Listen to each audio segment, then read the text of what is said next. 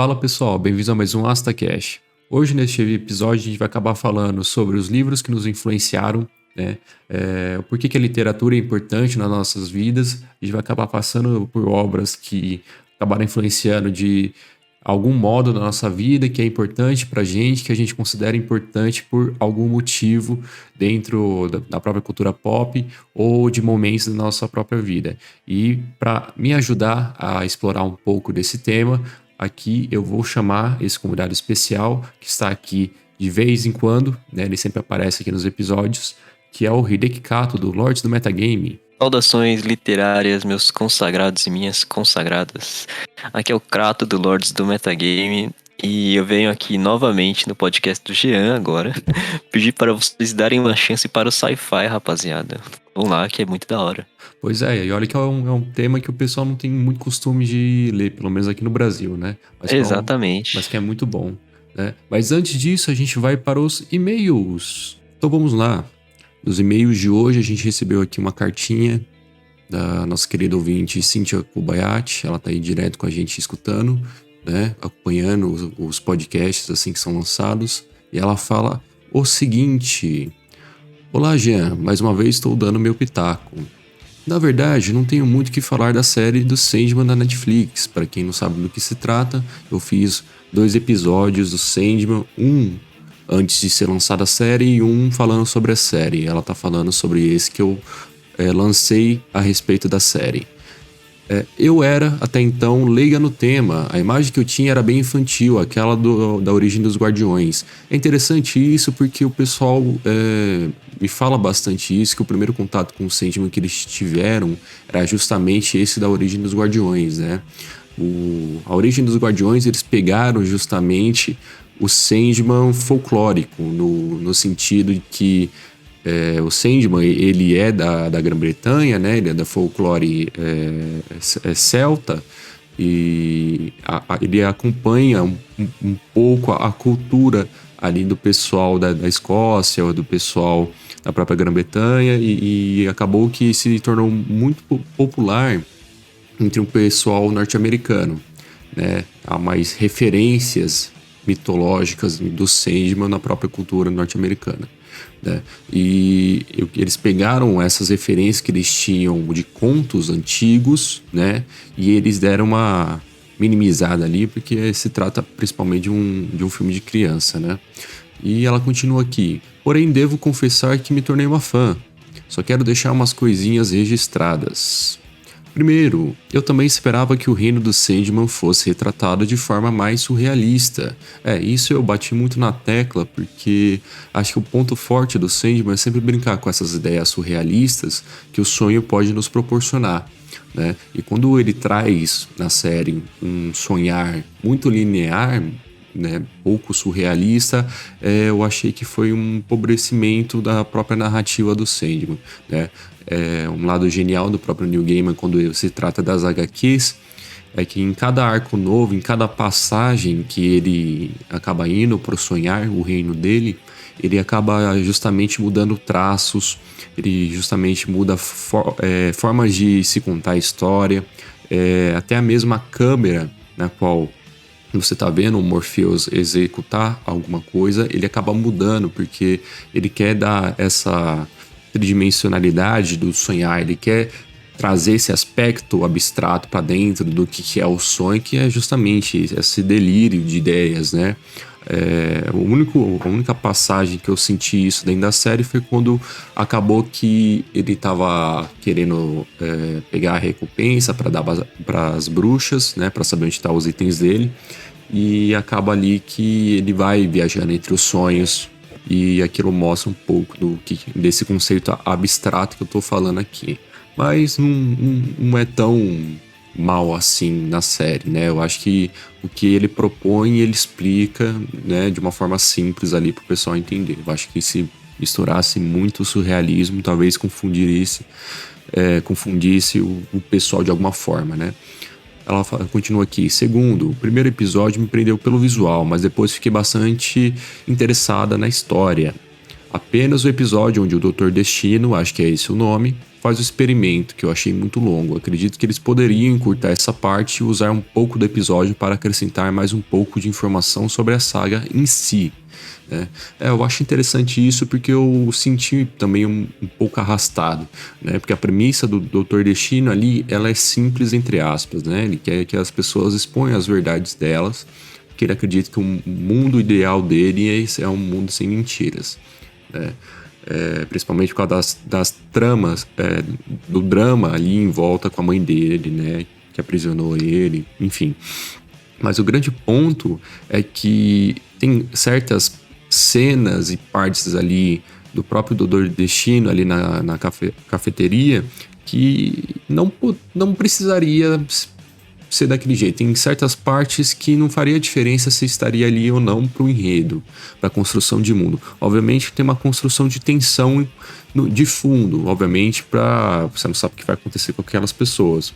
Mas chega num ponto que você se acostuma com essa tensão. Eu acho que deve ser esse sentimento que ela sentiu e eu também acabei sentindo no quinto episódio, né? Que acabou mesmo se prolongando um pouquinho, na minha opinião, né?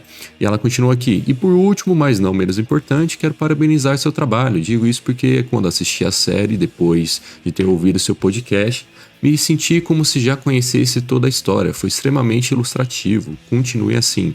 Muito obrigado, né? Muito obrigado a Cíntia por ter mandado esse e-mail, né? Fico muito feliz quando eu trago algo, uma referência minha para as outras pessoas e elas vêm até mim e falam que, pô, esse conteúdo foi legal, esse conteúdo tá acrescentando na minha vida de alguma forma, porque assim eu imagino que esse podcast tá tendo um fim, né? Que eu imaginava que era justamente trazer coisas que às vezes não tá no radar das pessoas que eu conheço e que possa agregar de alguma forma, né, esse conteúdo que eu trago, né?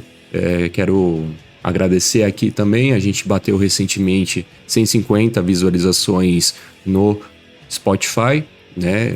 O podcast está sendo ouvido até em Portugal, fico muito feliz, obrigado, de verdade, né? A gente está com uma média de 15 pessoas ali no YouTube acompanhando cada episódio novo que é lançado, né? Muito obrigado de verdade a todos que acompanham, né? É muito legal ver todas essas pessoas tirando um tempo do seu dia, né? Tirar ali 1 hora, 2 horas para poder prestigiar e ver o que eu tô falando, né?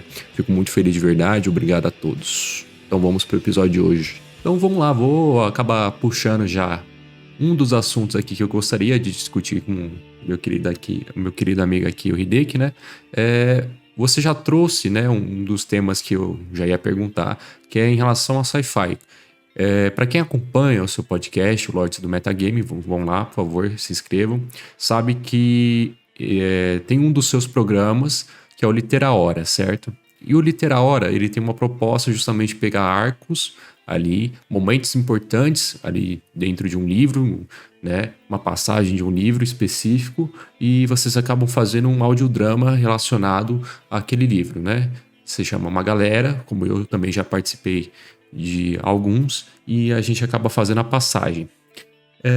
Para quem já escutou o Litera Hora, sabe muito bem que você é muito fã, né, de sci-fi. Como começou essa paixão sua pelo sci-fi? Cara, novamente, muito obrigado aí pelas gentis palavras sobre o meu humilde Litera Hora. Mas vamos lá ouvir o episódio que o Jean aparece também, que é o do Blade Runner, que ficou muito top. Vamos lá. Mas enfim, é meio curioso essa questão do sci-fi, porque desde criança, assim, não é uma coisa que me desde criança, não é aquela coisa, aquela paixão de infância, assim. Foi uma coisa que eu descobri ouvindo o Nerdcast, né?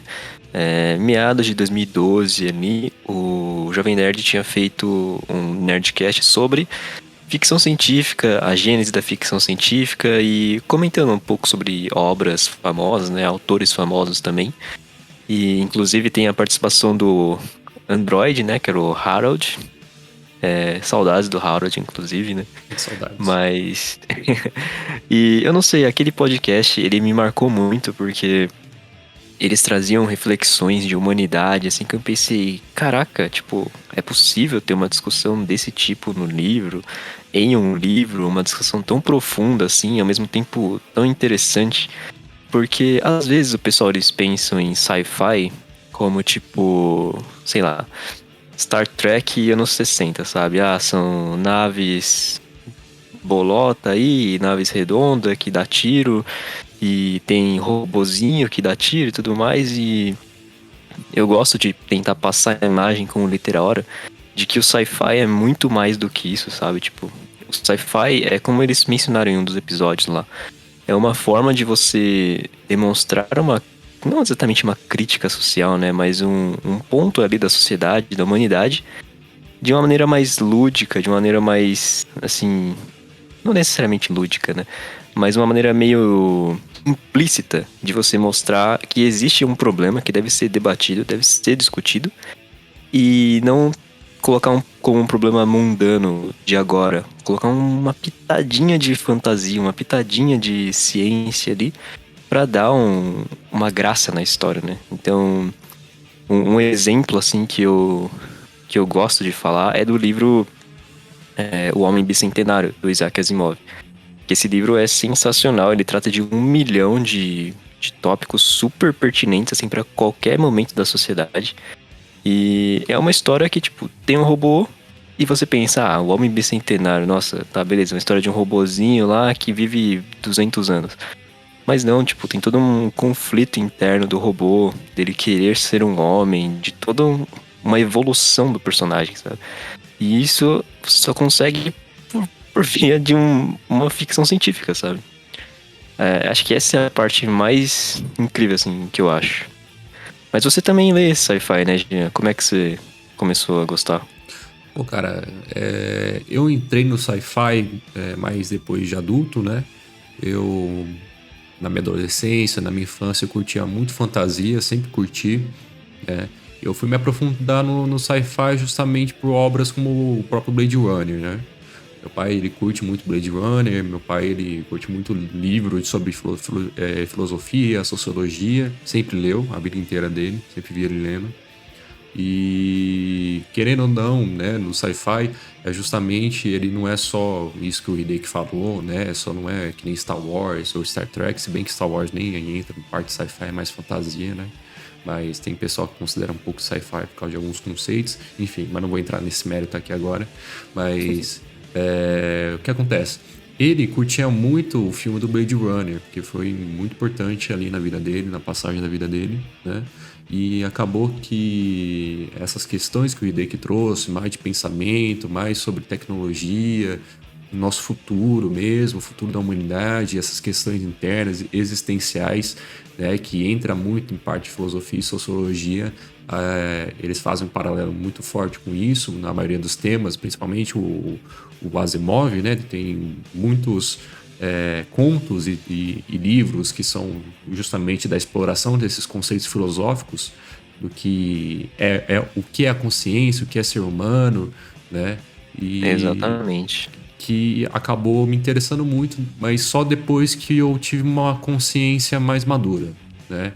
Eu provavelmente, se eu tivesse ali uns 15, 16 anos, eu não conseguiria ler, mas não porque um adolescente não deve ler, é porque não era meu interesse naquela época, né? Uhum. E depois de eu me tornar adulto, depois eu cheguei a ler Duna, né? Li outros sci-fi, como o próprio Asimov também, e acabei me integrando muito a esse gênero e eu curto muito, né? Curto muito mesmo, até filmes como o próprio Duna recente, o Interstellar, né? Que é mais sci-fi ali, Sim, muito sim. mais forte, sabe? E acabou que é um gênero pouco explorado aqui no Brasil, mas porque a gente não tem muitos autores relevantes aqui no Brasil.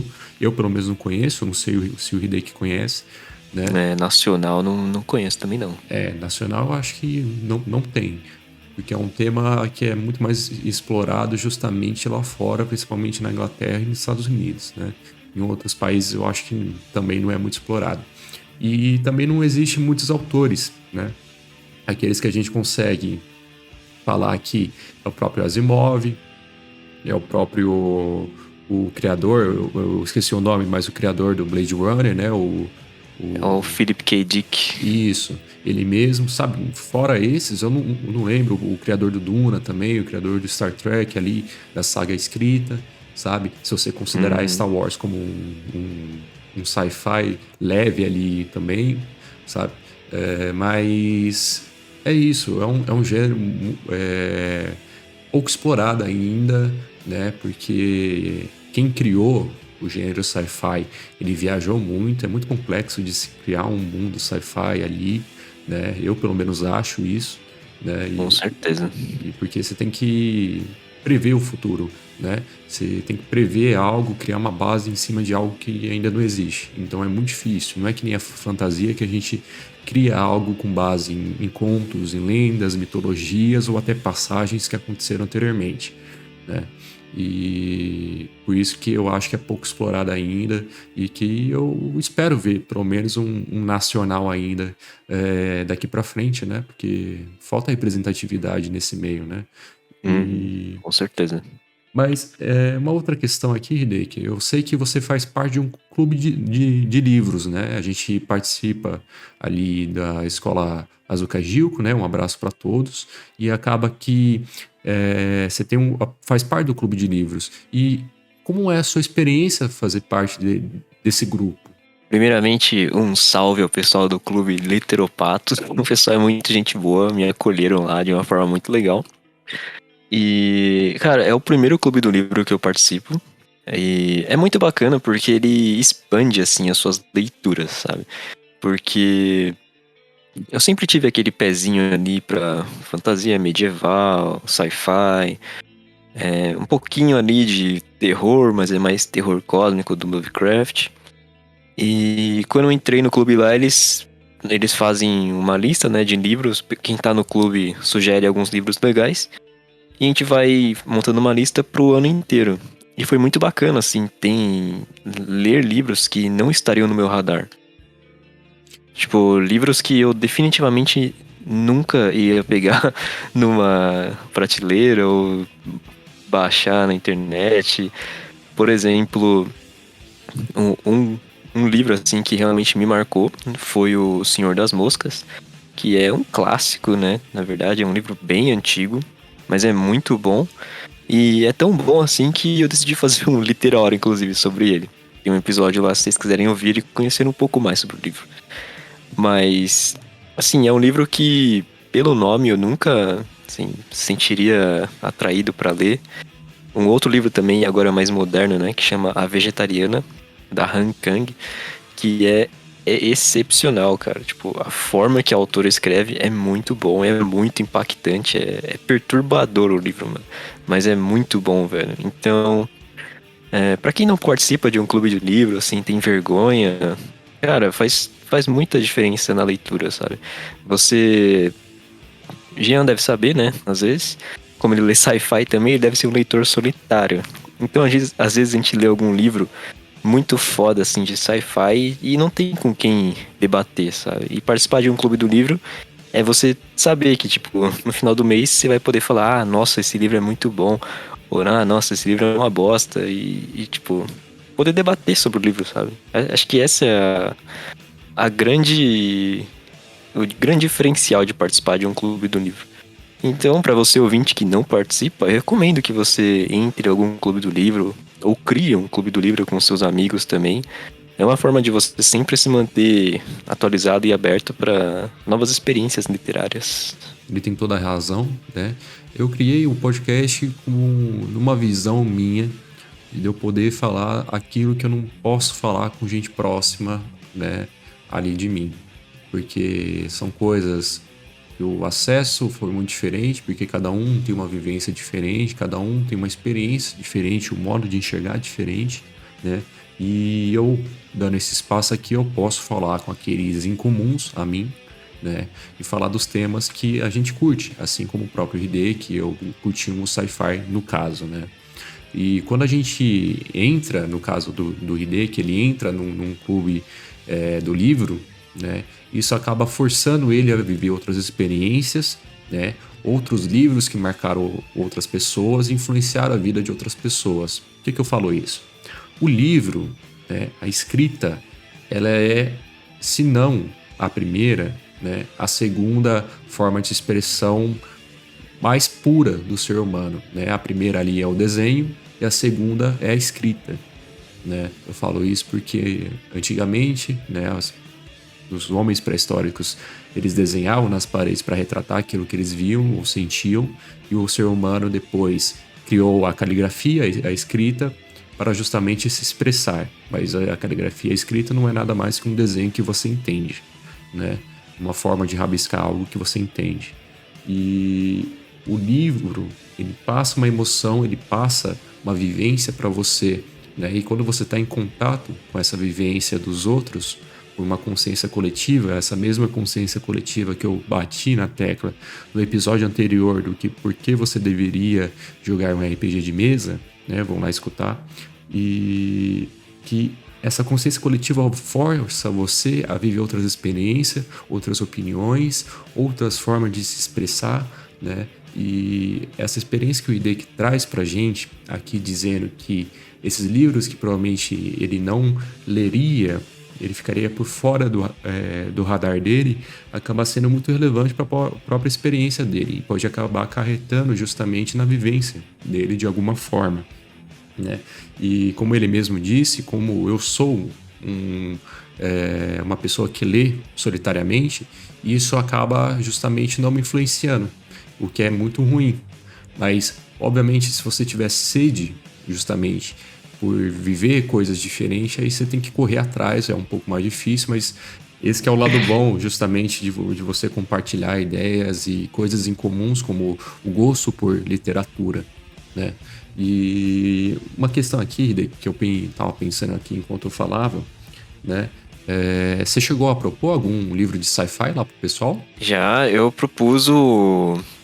ele é sci-fi com uma pitada de distopia, né? Que é o Admirável Mundo Novo.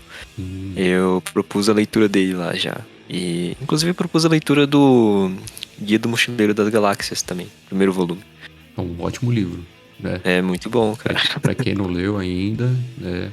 Para quem não conhece, pelo menos o Dia da Toalha, né? O Dia do Orgulho Geek é justamente por causa desse livro, né? Então, vale a recomendação aqui também. Sim. Eu tenho uma pergunta, Jean. Manda. Assim, é fato, né, que quem lê muito, assim, acaba tendo meio que o... Seria, não queria dizer caráter moldado, né, mas molda a personalidade da pessoa. Quando você lê bastante, né, e gosta de ler. Sim. Mas, assim, qual que foi o seu primeiro livro, assim, que você lembra e fala, não, eu gosto deste livro aqui, sabe? Tipo, todo mundo leu aquela coleção, algum livro da coleção Vagalume no colégio, Sim, aqueles sim. livros basicão assim, mas era uma coisa meio que tipo, a professora tá mandando você ler, então você vai ter que ler, né? Mas um livro assim, totalmente fora de escola, assim, ou dentro de escola mesmo, mas que você lembra assim, nitidamente. Nossa, esse é o primeiro livro que eu gostei, sabe? Qual que foi? Cara, tem dois, assim, que eu lembro, que me marcaram muito e ainda me marcam até hoje, né? Primeiro foi o Diário de um Banana, né? Diário de um Esse é um Banana clássico. é um clássico, pra quem conhece, conhece. Eu ganhei quando era muito pequeno do meu pai, né? Ele, se eu não me engano, eu ainda tenho ele aqui. Tá todo desgastado, né, todo rasgado pelo tempo, mas ele me acompanha. E foi uma série de livros ali que foi lançados e que acabaram justamente moldando ali uma personalidade, porque eu me identificava muito, né, até com mesmo o rapaz principal, que fugiu o nome, né, pela aparência, pelo modo de se comportar, tudo. E eu me via como ele, então me impactou muito quando eu era criança, né? O primeiro livro, eu acho que tinha uns 9, 10 anos, né? Ganhei de Natal, coisa do tipo, né? E o outro que foi muito importante para mim, né, foi o livro do Dungeons and Dragons, né? Foi o livro da terceira edição do Dungeons and Dragons que eu li pela primeira vez, né? Quando eu conheci ali o RPG de mesa, e ele foi muito importante, porque eu conheci o RPG de mesa com uns 12, 13 anos, e ele expandiu minha mente em relação a justamente a fantasia, né? Eu conheci ali justamente filmes de fantasia que eu curtia muito, tudo, mas esse livro me abriu as portas justamente para eu correr atrás de ler o próprio Senhor dos Anéis, para me interessar por Game of Thrones, as Crônicas de Gelo e Fogo, obviamente, né? E até Lovecraft depois, né? Ele me abriu as portas justamente para esse mundo que eu curto tanto, que faz toda a diferença, né? E para você, Hideki, qual que foi os dois? Caraca, mano, você começou hardcore já no Dungeons and Dragons, hein, Mano, o mano? bagulho foi louco. Caraca, velho. Deu uma escalada, né? Diário do Banana pro Dungeons and Dragons. Né? Caraca. Não, o meu. Acho que o primeiro livro, assim mesmo, que eu lembro de gostar, sabe? De mesmo. Eu tinha ganhado um vale presente da Saraiva. E aí a gente foi na Saraiva lá e tava lá, né? A sessão infanto-juvenil. Eu devia ter tipo uns 12, 13. Eu não era uma criança que gostava muito de ler, assim, quando era mais criança mesmo, né? E aí, com uns 13 anos, eu vi um livro lá que chama Rangers, A Ordem dos Arqueiros, mano. Eu pensei, parece maneiro, né? E aí eu acho que, tipo, quando eu comecei a ler esse livro, eu gostei dele. E foi tipo aquelas bifurcações de jogo de decisão de RPG, sabe? Tipo, você vai escolher esse caminho agora e não vai pro outro caminho mais. Porque esse livro, ele tem uma pegada medieval, mas ele não é tão fantasioso assim. E aí eu acho que acabou me moldando pra gostar mais de coisas medievais, só que um pouco mais pé no chão, assim. Claro que eu jogo Tormenta, né? Então, se tem alguma coisa fantasiosa, é RPG Tormenta, mano. Mas, tipo, de literatura, eu gosto de ler coisas um pouco mais pé no chão, assim, sabe? Seria diferente de, por exemplo, eu ter começado a ler Harry Potter, não sei. Eu li o primeiro livro, não gostei tanto, assim, mas tem o mérito, né, de ser Harry Potter, mas é totalmente fantasioso. Talvez se eu tivesse começado a ler Harry Potter, eu gostasse de coisas mais fantasiosas, né? Mas lendo esse, eu comecei a ir por um lado que era um pouco mais pé no chão. E esse foi o primeiro livro que, tipo, eu lembro de falar assim, não, eu gosto desse livro e vou continuar lendo. E aí eu me lasquei, porque, tipo, eu acho que começou a fazer sucesso. E aí a editora falava pro autor fazer livro. Então, tipo, tinha 14 livros, mano. Eu falei, nossa, mano, que bosta, né, velho? Essa história não vai acabar nunca, mano. Sim. Aí eu li até o último. E isso já tinha, tipo, sei lá, uns 16, 17 anos, mano. E depois o cara continuou lançando, tipo, um spin-off, sabe? Eu falei, mano, não dá. Agora eu já vou ler outras coisas, mano. Aí eu migrei pra ler Bernard Cornwell, que é mais maduro, né, e tal. É mais maneiro. Mas, enfim, acho que esse foi o primeiro livro que eu lembro de falar, não, eu gosto desse livro aqui. É interessante, porque, de novo, cada um tem uma experiência totalmente diferente de acordo com os gostos daquela pessoa ali, né? E eu pensando aqui, né? Eu lembro muito bem que se não fosse justamente por esses livros iniciais que acabei consumindo, eu não teria um dos livros que é da minha vida, que tá aqui do meu lado, né? No caso é o próprio, né? O Grimório do Lovecraft que eu tenho aqui, né? É um livro já antiguinho, de uma edição da Dark Side, né? Na qual ele tem os principais contos referentes às histórias do Lovecraft, né? Ele é sensacional.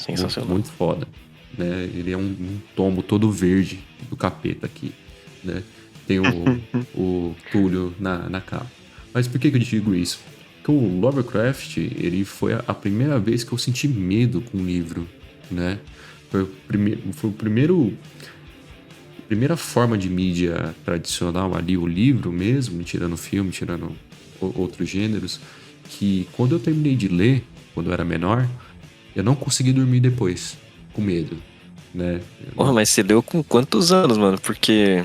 Não era... Assim, eu não acho pesado pra criança, não que você não deveria sentir medo. Eu me cago lendo Lovecraft, mas é porque eu sou cagão, né, tá ligado? Mas se eu fosse criança lendo Lovecraft, acho que ia ficar bolado, velho.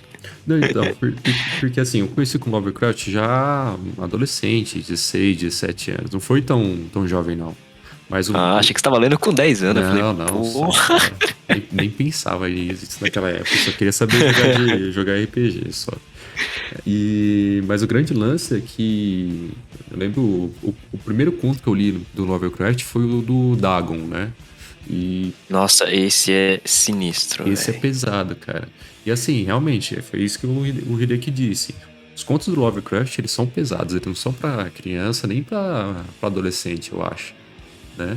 Eles abordam uns temas muito pesados ali e os seres mitológicos ali das histórias do Lovecraft, eles são tão bizarros, mas tão bizarros que entra justamente no conceito de medo psicológico, né? Que você tem medo daquilo que pode acontecer contigo, então você não dorme com medo que algo possa acontecer com você, assim como nas histórias do Lovecraft. E é um dos livros da minha vida, tá aqui guardadinho, especial, na minha estante, né? E é muito interessante que se não fosse justamente pelos livros que eu li quando eu tinha ali uns 12, 13 anos, eu provavelmente não conheceria, né? Então ele me abriu portas. Assim como o próprio livro Dungeons and Dragons me abriu portas justamente para me aprofundar em RPG de mesa, né? Acabar mestrando em algumas mesas, até o Hideki participa de uma delas, né? E Opa! que acaba fazendo parte da minha vida, né? E eu sei que o Hideki, ele também ama o Lovecraft. Como é que você conheceu o Lovecraft? Cara, então, novamente, grande parte das minhas influências de adolescente vieram do Nerdcast. Então, lá que eu ouvi o podcast sobre o Lovecraft, né? E aí eles estavam falando de um autor super dark, assim. E eu vou confessar uma coisa aqui que eu confesso pra todo mundo. Porque eu sou cagão, tá ligado? Então, tipo, eu sou cagão pra filme de terror mesmo. Eu falo e não tem problema nenhum. Tipo, Atividade Paranormal, nunca assisti. Porque. Que não, velho. Nem assista, mano, nem assisto. Eu sou cagão também, eu só me faço de corajoso e olha, é foda. E aí eles estavam falando de um terror psicológico e tal. E assim, eu não gosto de nada de terror, mas terror cósmico, que é o psicológico também, né, que o Lovecraft faz, eu acho interessante, cara. Tipo assim, é um terror que me chama a atenção. Diferente de um terror, sei lá, de espírito ou coisas assim. E um outro ponto, assim, que me fez gostar de Lovecraft é porque aí vem uma peculiaridade minha aqui. Talvez eu seja julgado hoje. Vixe, vixe. Mas eu gosto de histórias, mano, tristes, sabe? Tipo, eu gosto de finais que eles pegam você e te arrastam no chão, sabe? Tipo, aquele final, mano, que não tem esperança, mano. Aquele final que você sabe que o protagonista se lascou, tá ligado? Tipo, ele não tem esperança, mano. Eu gosto de livros assim, mano. Por isso que eu gosto de distopias, tipo, 1984. É um livro que me marcou muito. E o final é chocante, tá ligado? O Aí sim. final é meio desolador. É Admirável Mundo Novo. O final é desolador, mano. É. E Lovecraft é assim, mano. Tipo, não tem nenhum conto, nenhum livro que ele termina feliz, cara. Tipo, eu não sei explicar, mano. Eu gosto de livros assim, sabe? De chegar no final e falar, puta que pariu, sabe? Eu sei explicar. O Hideki é sad boy, ele é trapster, tá ligado? Né? Ele gosta de trap. Eu gosto. Rafa Moreira, Rafa sempre. Moreira faz pru, tá ligado? Não, mas zoando. Eu entendo perfeitamente porque fazendo paralela comigo agora, que é uma outra vivência, uma outra experiência, mas quando eu comecei a consumir mais fantasia, acabou que eu fui me tornando cada vez de maior idade, né? Obviamente. E acabou que eu tinha essa sensação também que história feliz não é pra mim. Eu prefiro aquela história que é mais é, real, sabe? Assim como o próprio Game of Exato, Thrones, exato. né? Porque é um ponto que eu acho estranho quando as pessoas falam, é fantasia, sabe? Você tem que falar pra viajar. Mas mesmo você viajando, você tem que ter ainda um consenso ali, uma clareza do seu mundo. Vou dar alguns exemplos aqui. O próprio Game of Thrones, ele é assim, ele é pesadão, ele é real naquilo que ele propõe, ele é triste, né? Não tem muita conversa, mata, mata, e é isso. O próprio Lovecraft também, as histórias são tristes, mata, mata, não tem conversa, né? É um paralelo também até com videogame, mas que foi baseado em livro, do The Witcher. The Witcher, o mundo é uma bosta, né? Ele é cruel, não tem dó, né? E esse tipo de fantasia, até o mesmo Lovecraft, que ele é um pouco de fantasia e também um pouco de sci-fi, talvez seja por causa disso que o Hideki curte, né? Tem alguns contos que ele puxa um pouco pra sci-fi, porque tem uns contos que ele quer num futuro, entre aspas, né? Sim. No futuro, entre aspas, porque o Lovecraft é da década de 10, se eu não me engano, né? E ele fazia contos referentes à década de 40, 50. Então, futuro, entre aspas. Mas é interessante porque eu também compartilho isso, mas de forma diferente, né? E fico muito feliz de escutar isso do Hideki, porque ele tá lendo meu manuscrito do meu novo livro e só tem desgraça no meu livro. Então, ó, tô feliz, talvez ele goste, tô esperando o feedback. Logo mais sai no canal dele, em relação ao primeiro capítulo, um audiodrama, né? Opa, estamos aí encaminhando para isso. Estamos trabalhando para isso. Aguardem logo mais. Mas é justamente interessante, né? Essas questões, por mais de vivência diferente, eu acho que com o tempo, com o amadurecimento da pessoa, a gente acaba sempre acaba comparando com a nossa realidade, né? Sempre querendo algo mais pé no chão, né? Porque a vida é triste, né? Concorda Sim, comigo, com né? certeza. Mas é que assim, querido ouvinte, não pense que eu e o Jean, a gente é depressivo, vive ouvindo música emo o dia inteiro, Ah, eu escuto. Something in the Way, assim. Não, tipo, a gente gosta de um final, tipo o Senhor dos Anéis, sabe? O Aragorn virou rei, o Frodo e o Sam voltaram pro condado. A gente gosta de finais assim, sabe? Não é que a gente não goste de coisas um pouco mais elevadas, mas, tipo, não dá sempre, né, mano? Tipo, a vida não é sempre assim.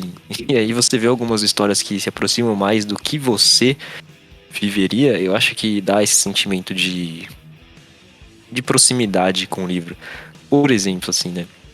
Voltando para o Lovecraft, o que o Lovecraft faz é te colocar literalmente numa história de terror ou horror, não sei agora a diferença, mas é uma pessoa comum, tipo, não é um super cientista, na maioria dos casos, né?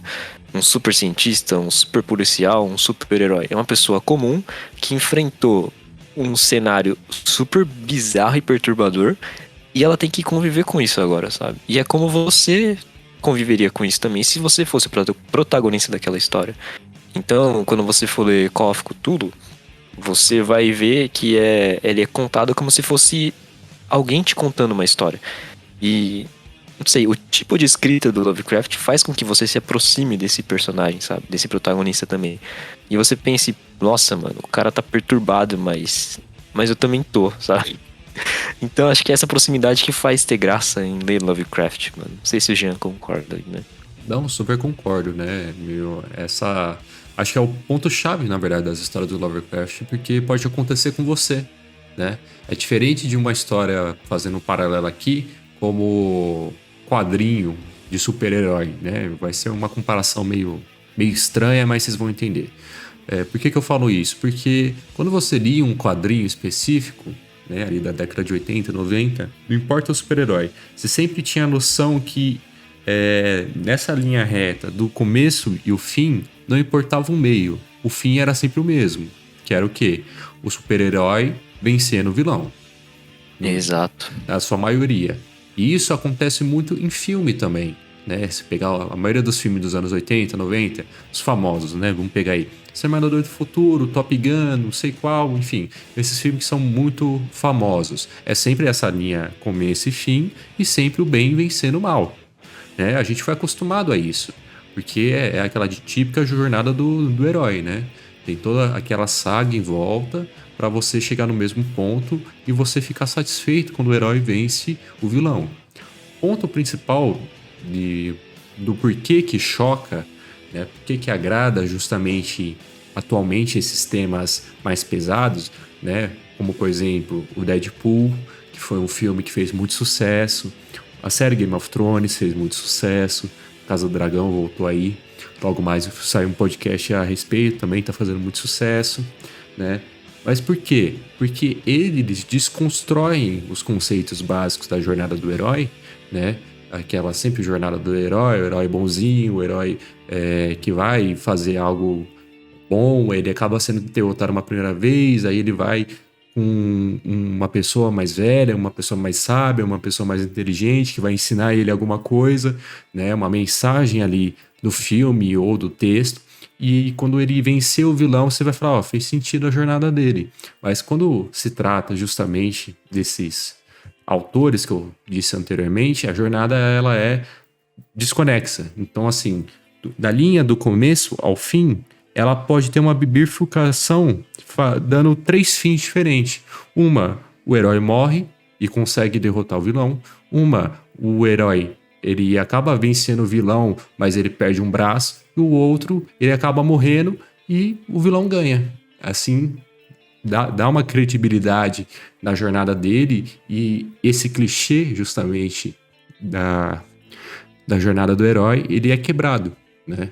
E é isso que está acontecendo atualmente, né? Se você pegar a maioria dos filmes de super-heróis ou outros filmes que seja, eles estão sempre tentando justamente pegar personagens anti-heróis e transformar eles em anti-heróis.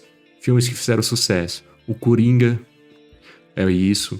Transformaram ele num anti-herói, entre aspas, porque ele é um criminoso, mas você meio que fica do lado dele, você meio que entende ele, é um pouco estranho, né? A própria Cruella, do filme da Disney, baseada na vilã da Disney, né? Pra quem não sabe, ela é a vilã do 101 Dálmatas também, né? Aí estão transformando ela em anti-heroína, você cumpre a briga dela no filme, sabe? Então eles estão tentando justamente pegar essas referências da jornada do herói, e eles acabam misturando a conceitos básicos do ser humano, que é justamente a gente se ferrando, tendo morte, tendo briga, tendo discussão. Então você acaba comprando um pouco do que é aquilo, e torna mais crível a história do que um Superman, porque o Superman ele é o ser mais, como eu posso dizer a palavra? Entediante. Perfeito. Perfeito, entediante, sabe? Se vai surgir um novo filme do Superman, eu tô um pouco me lixando, porque eu sei como vai acabar. O Superman é invencível, sabe? Não importa o que eu faça, não importa o que apareça, não importa se o Batman tentar bater lá nele, entende? Porque o Superman é o Superman, sabe? Acho que só uma adaptação que eu ficaria empolgado pro Superman é aquela do Entre a Foice e o Martelo, mano. Pô, isso daí é Essa ficaria interessante porque ele justamente trata o Superman como um cara falho, sabe? Isso. Com uma pessoa não super elevada, ou paladino lawful good da parada, mano. Ou até mesmo a série não canônica, o Injustice também, que acho que tem filme animado. Pode crer, sim. Mas também trabalha isso. Mas, de novo, são séries que são muito famosas justamente por quebrar esse estereótipo do cara perfeito, né?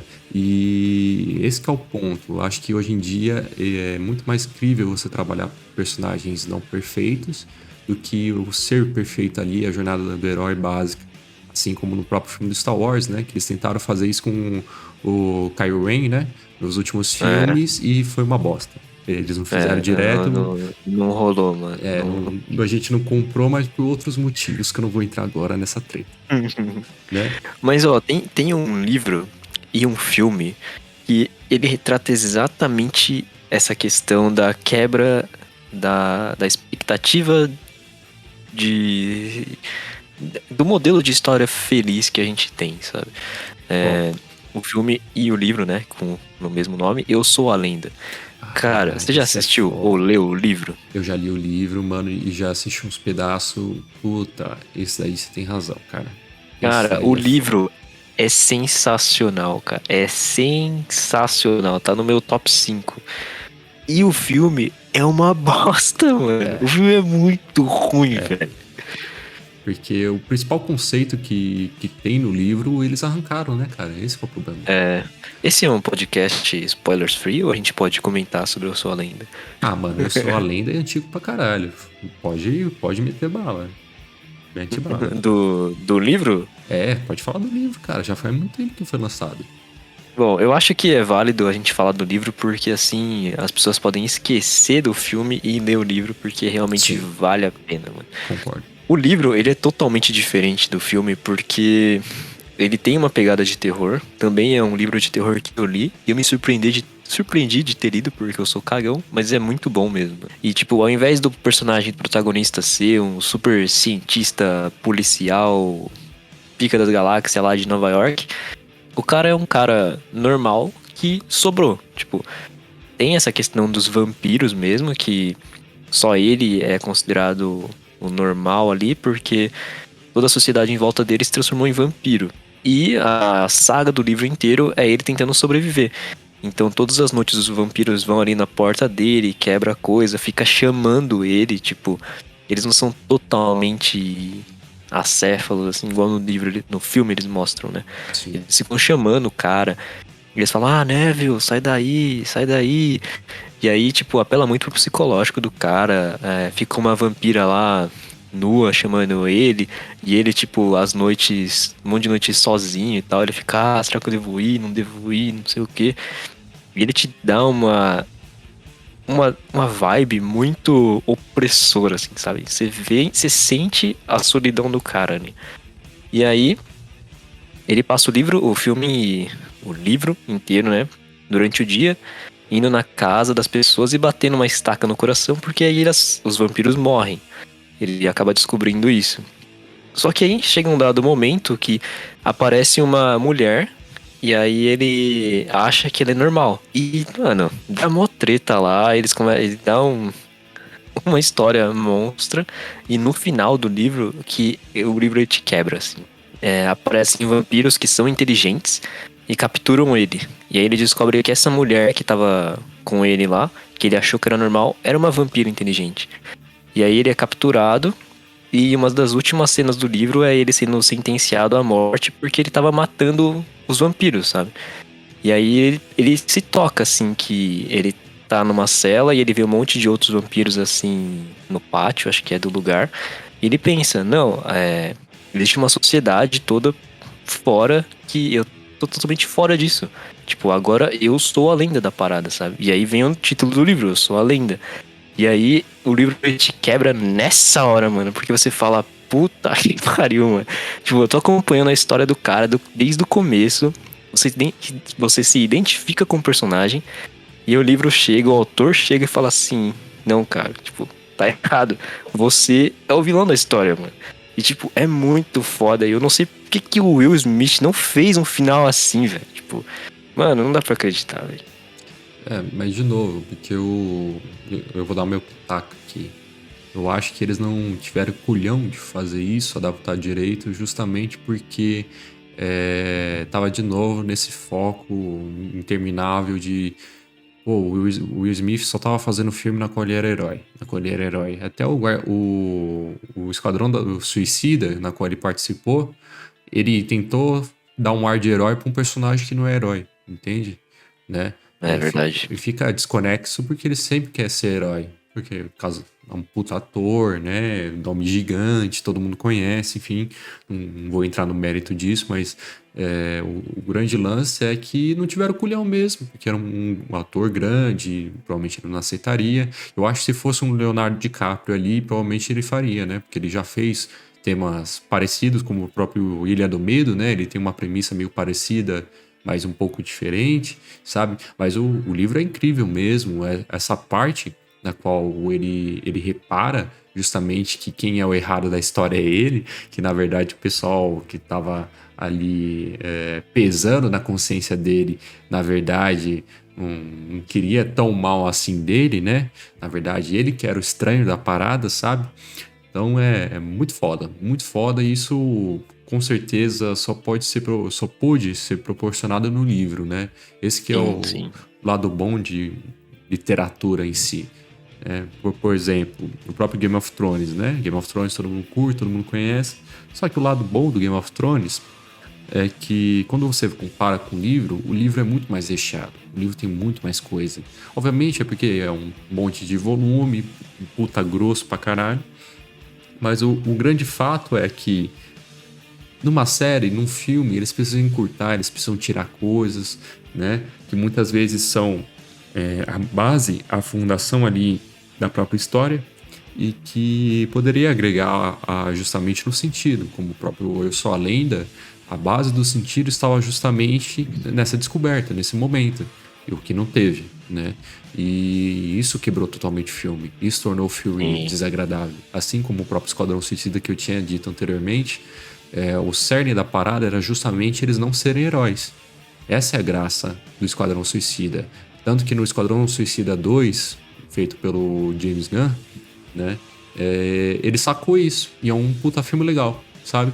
Então, essas quebras de expectativa que o Deck trouxe, justamente com o exemplo do Eu Sou a Lenda, é justamente o que traz graça atualmente para dentro de uma mídia, né? E engraçado que com o passar do tempo a gente acaba adotando sempre esse tipo de mídia, né? As outras mídias acabam sendo parecendo uma coxinha, né? Sempre, Pode crer. sempre mais do mesmo, né? É bem engraçado isso.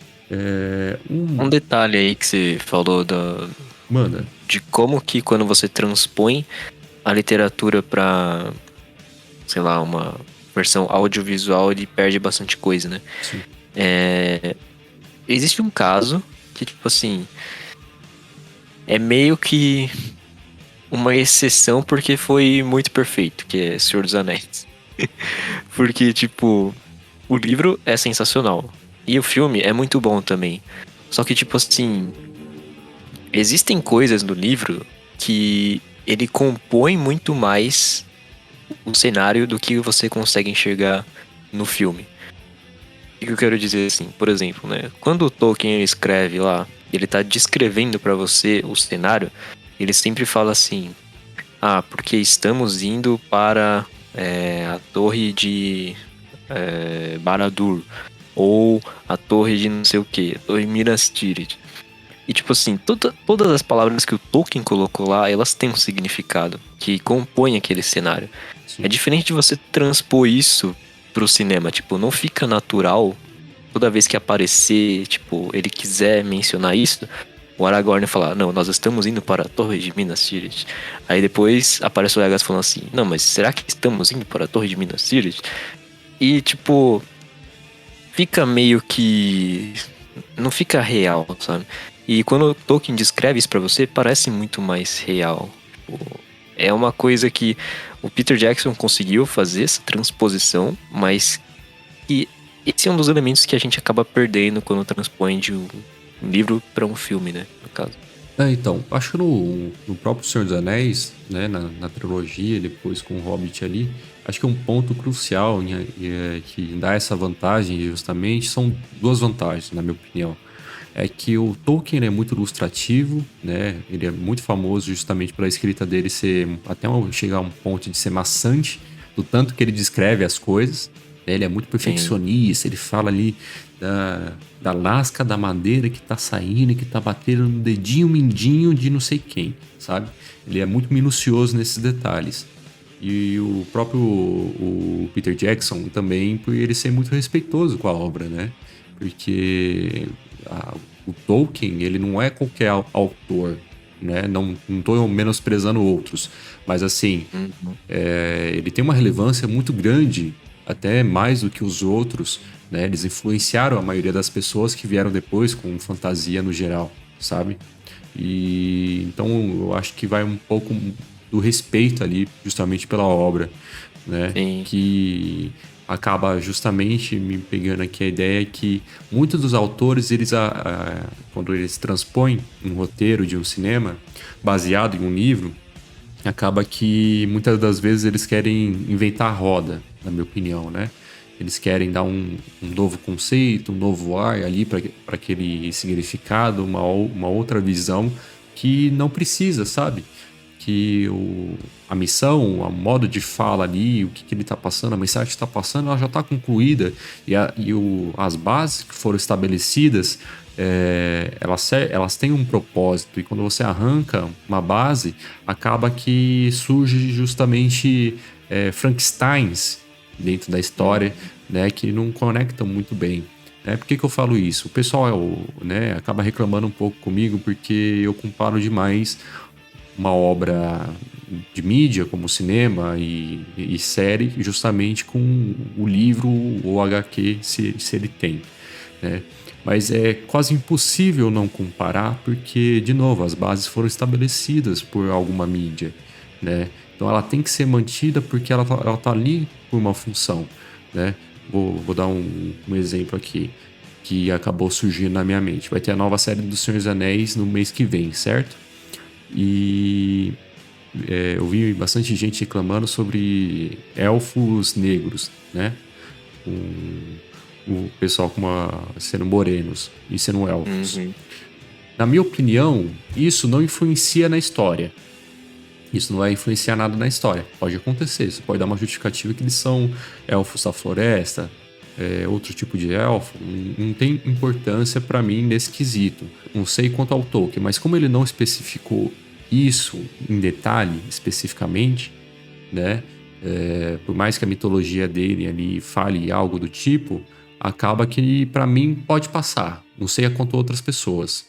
Agora, você trazer um orc pro lado do bem e fazer ele como um anti-herói, aí pra mim já não faria sentido nenhum. Porque os É orcs, verdade. eles estão entrelaçados à mitologia do Tolkien.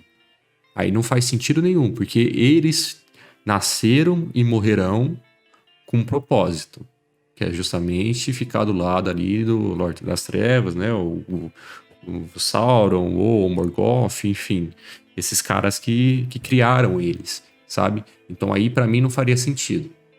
Mas, de novo, as bases foram estabelecidas ali, a mitologia e tudo.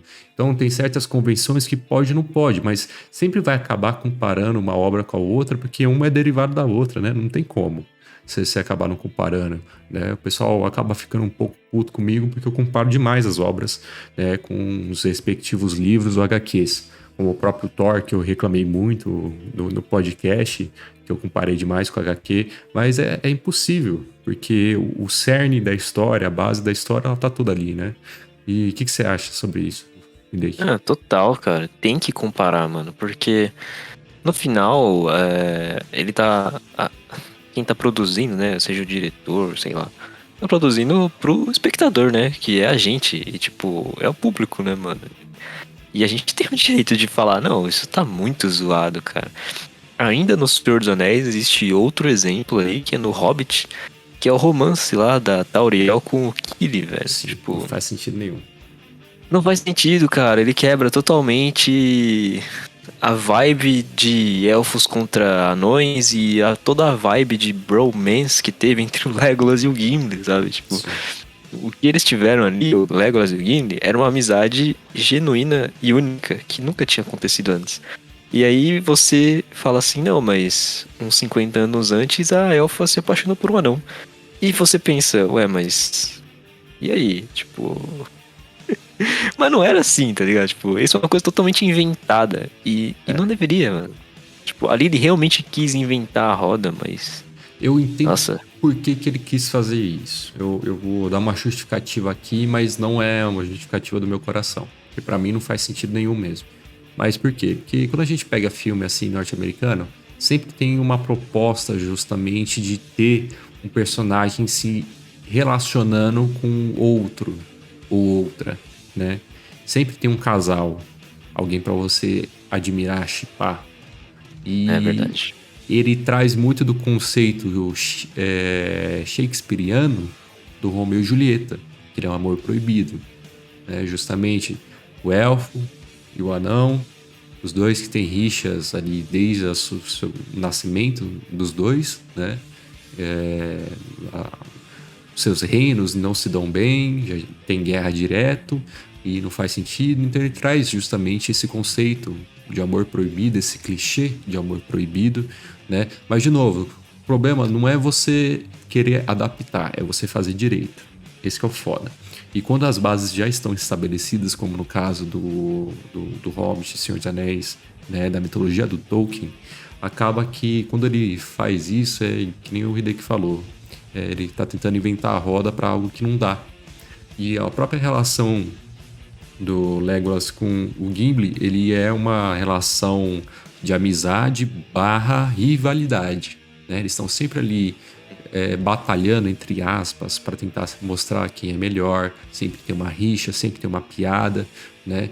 Então você, de novo, você traz um laço de amizade, você traz uma questão ali que é importante você passar uma mensagem, mas um clichê, né, que é justamente os dois amigos se ajudando, mas de uma forma diferente, né? Então você, como que eu posso dizer, reinventa a roda, né? De um aspecto diferente e você compra porque é fiel, né? Ao contrário justamente do anão e da elfa ficando junto, que não faz sentido nenhum, né? Total. É foda, cara. Um... Mais um, por exemplo, pra gente não ficar com um gosto amargo na boca aqui, né? Um exemplo de uma transposição que eu achei que funcionou bem de um livro para um filme é o livro do A Guerra dos Mundos, do H.G. Wells. Eu primeiro assisti o filme do Tio Cruise, né? Assisti quando era criança, na verdade. E depois de muito tempo, tipo, quando eu tinha uns 20 anos, assim, eu li o livro. E eu vou te falar que entre as duas versões, eu me diverti mais vendo o filme do Tio Cruise, né, mano? Porque eu não sei, eu achei ele mais dinâmico, sabe? A escrita do H.G. Wells é ótima. O cara foi inovador, se você pensar que ele concebeu a ideia de invasão extraterrestre com aquele livro, é surpreendente, assim, tipo, o cara realmente tirou aquilo do nada da imaginação dele. E ele tem todo o mérito disso e tal, mas a história em si eu achei mais dinâmica e me diverti mais no filme do que no livro. Não sei se você chegou a ler esse livro, Jean. O livro eu não li, mas eu sei a importância justamente do filme. O filme foi um marco na cultura pop, né? Ele foi referenciado até em outros filmes também, né? Lá nos Estados Unidos eles têm costume justamente de fazer filmes do ano tudo, né? Se eu não me engano, ele aparece no Todo Mundo Odeia o Pânico. Todo Mundo Sim, é Odeia o verdade. Pânico 3, eu acho. 3, 4, não lembro. Enfim, mas ele acaba aparecendo justamente, né, para ver a importância que tem o filme, que foi um marco na cultura pop, justamente pela premissa que o Hideki falou aí de, né, trazer esse aspecto do invasão alienígena. E eu lembro que quando eu assisti esse filme aí, eu tenho, tipo, eu amo astronomia, eu amo cosmologia, amo Lovecraft, essas coisas, mas eu tenho um puta medo do espaço. É sério, cara. Tipo assim, medo de espaço e mar são as coisas que mais me aterrorizam na vida, sabe? Eu não gosto de mar, não gosto de profundeza do mar, me dá agonia. E também o espaço, né? Quando eu estudava astronomia na faculdade, quando eu fazia minhas visitas ao observatório e tudo, cara, me dava muita agonia se eu passasse muito tempo vendo o espaço, né? É assustador. Eu compartilho desse receio hoje. Né, dá um vazio na alma assim que é foda. Exato. É foda. Mas foi o ponto principal ali quando eu vi esse filme, né? Eu vi com meu pai, né? O meu pai fazia sessão, filme de terror ou filme suspense, essas coisas, na sexta-feira, né?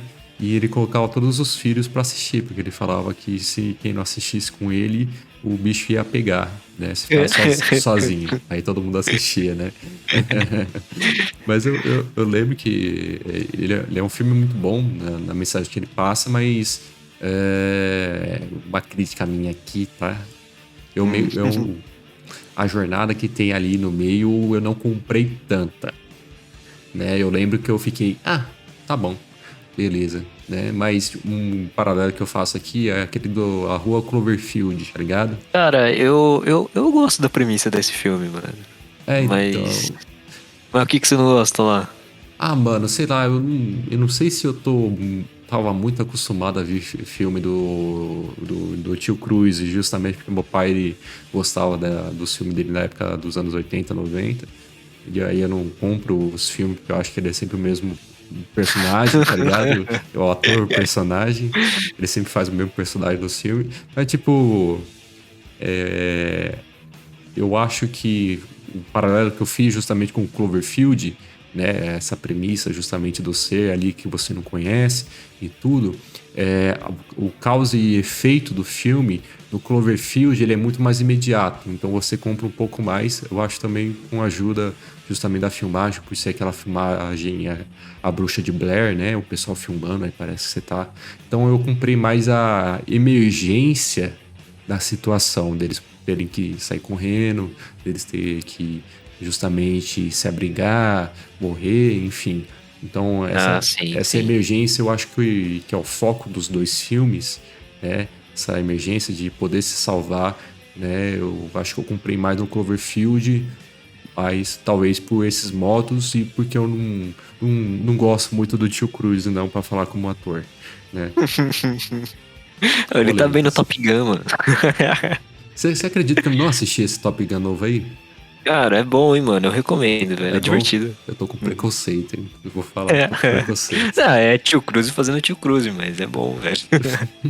É ele no Missão Mas, ó, Impossível, é ele no. é. O Último Samurai é a É mesma coisa. tudo. Mas, mano, a emergência é exatamente esse senso de emergência que eu não senti no livro, entendeu? Acho que foi Hum, por isso que me pegou, porque no livro, se eu não me engano, não existe a personagem da filha, sabe? sim. E, tipo, a personagem da filha é praticamente central no filme, mano. É. E no livro não é assim, tipo, é só o cara lá tentando fugir. Ele passa uma cota num lugar lá que, tipo, parecia que não acabava nunca, sabe? Mas eu concordo, o Cloverfield é muito bom. Eu só tenho a ressalva de que eles não deveriam ter mostrado o monstro no final, né, mano? Tipo, Puta cagada, mano. aquilo ali cagou o filme, mano. Não, mano, é puta cagada. Mas, não cagou o filme, né? Até ali tava muito bom, mano. Mas não Não, precisava ter mostrado, né, velho? ah, mano, eu acho que cagou, sabe por quê? Porque, de novo, aquele lance de expectativa. Quando você vê que é aquele bicho todo CGI mal feito, tá ligado? É, velho. Quebra total a imersão. Aí você fala, ah, mano, parece que eu tô jogando um videogame, tá ligado? Porra, Pode crer. tá ligado? Nossa, mano, é triste. É foda, é foda. É, mas não tira o mérito dos dois filmes, obviamente, né? Eu acho que foi uma puta sacada do roteirista ali do filme, né? A Guerra dos Mundos, de ter incrementado a menina agora sabendo que ela não tem no livro. Porque realmente ela é o plot principal, é o que dá a motivação pro cara seguir em frente, né? De querer salvar a menina, né? E. Sim. E eu acho que, voltando para o assunto do literário, acho que é isso que faz a diferença. A gente deu essa volta pra Sim. falar que é isso que faz a diferença no Lovecraft, mano. É. Porque.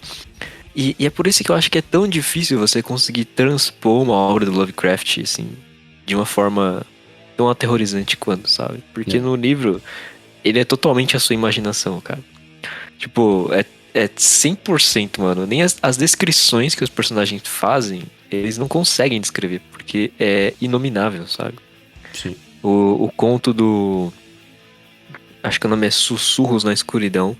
Puta que pariu, você é louco, mano. Os bichos fazendo barulho de craca, assim, do lado de fora. Mano, você tá maluco, velho.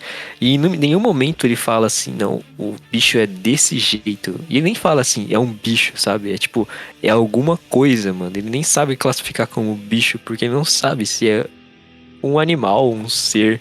É alguma coisa, mano. O conto do A Cor que Caiu do Espaço. Nossa, esse conto é Esse é foda. sensacional, velho. Esse é foda. E tipo assim, você pensa, não, o cara tá com medo de uma cor, sabe? E você pensa, como é que alguém tem medo de uma cor, mano? Tipo, ele não fala que é um fantasma, que é uma névoa. Mano, é uma cor, porque é a coisa mais próxima que ele consegue descrever. E você pensa, o quê? E tipo, a cor tá acabando com tudo. E você fala, o quê? E é muito bom, velho. Nossa, é louco. Mas acho que é justamente a inovação que o Lovecraft traz, né? Que ele deixa claro na maioria dos textos que não sabe se é algum bicho, se é algo da sua imaginação, se você tá louco, o que que é. E esse que é o ponto que te deixa mais curioso dentro da história e que te força a terminar a história do Lovecraft, né? Esse que é o ponto mais interessante das obras dele, porque não é aquele jump scare, não é aquele palhaço correndo atrás de você que te dá medo, é justamente o desconhecido, né? O inexistente, né? Aquilo que você não sabe, porque a coisa genial do Lovecraft foi ter explorado justamente a coisa mais inerente ao ser humano que tem, que é o medo do desconhecido, né? A nossa capacidade mental ela só foi desenvolvida pelo medo do desconhecido, né? A gente só sabe trilhar certos caminhos específicos, tanto na floresta, na antiguidade, até hoje também, pelo medo do desconhecido. Você tem medo de ir em certas regiões, como, por exemplo, você entrar na favela do Paraisópolis, porque você tem medo do que pode acontecer com você, do medo do desconhecido. Você tem certas É ruas que verdade. você evita pelo medo do desconhecido, o medo do que pode acontecer com você. Assim como no passado também, a gente tinha medo, a gente escutou um barulho de algo que pode ser uma onça, pode não ser, mas você vai? Você não vai. Porque a nossa cognição fez isso. Isso é o lado genial do Lovecraft. Ele trabalha isso, ele trabalha o medo do desconhecido, o medo daquilo que você não tem capacidade de entender. E que mesmo se você procure, porque a maioria das pessoas procuram dentro dos contos, você não entende, nem é pra você entender, né? E Sim. poderia acabar Aí, estragando com um CGI horrível na sua frente, né? sim. Aí é onde mescla, né, a sua personalidade com as obras literárias que você viu, né? Porque provavelmente eu e você temos esse cagaço do espaço, porque a gente pensa, será? Tipo, É, mano. será que pode ter alguma coisa ali assim, mano? Porque o Lovecraft sempre dá a entender que são seres extraplanares, sabe? É, Então, então. tipo, será, né, velho? Vai que tem, não sei, né? É, vai que tem. E me influenciou tanto que o nome do meu podcast é referência justamente de um bicho do Lovecraft. Ó, Sério, de qual conto que é? Eu não pois é, conheço. o pessoal não sabia disso, mas tanto a arte que eu fiz, o logo, é referente, né? Eu peguei ali a cabeça do Cthulhu, mais ou menos, né? Uhum. Desenhado porcamente. No fundo ali o espaço, né? E criei o Asta Cash. E o Asta, ele é um nickname que eu usava dentro dos jogos eletrônicos e faz referência ao bicho que, se eu não me engano, o Azathoth, né? Que ele é um dos principais ali, ele é acima do Cthulhu, né? Porque tem uma hierarquia ali, né? E ele é conhecido pelo o olho do caos, os olhos do caos, né? Eu não lembro, Ah, que irado, hein, mano? Não sabia muito dessa foda. história. É, pois é. E é um ser que eu lembro de ter lido em um conto, não lembro que conto que é, depois eu digo com maior certeza. Mas eu lembro que eu fiquei aterrorizado justamente pela ideia que quando ele viesse, as pessoas não morreriam justamente pela destruição do mundo. Mas se você olhasse pela imensidão do olho dele, todas as pessoas ficariam loucas e se matariam, cara. Né? E eu fiquei imaginando isso a noite inteira. Eu fiquei, caralho, como isso seria possível, sabe? A pessoa ficaria tão louca porque ele é um ser descrito como um complexo de massas e olhos, né? Que você não tem capacidade de enxergar, mano. Um bagulho muito louco. E acabou que me pegou. E é por isso que o nome é Asta. Eu não deixei Asa, porque ia ficar estranho. Eu deixei Asta. Mas porque eu usava Astatoth, né? No nickname. Mesmo sendo Azathoth, o nome do bicho. Porque Azathoth já tinha. Aí eu deixei Astatoth, mas é por causa dele. É muito bom, mano. Irado. Eu não sabia da etimologia do negócio. Muito É, bom, velho. pois é, mano. Pois é. É uma pequena referência aqui minha, né? Mas uma outra coisa, a gente focou bastante no Lovecraft aqui, mas tem outros livros que te acompanham na vida? Que você lembra assim, pô, esse livro é foda, gostaria de falar dele com as pessoas pra sempre. Olha, cara, eu acho que tem dois. Um é o 1984, como eu disse antes, que é uma distopia, onde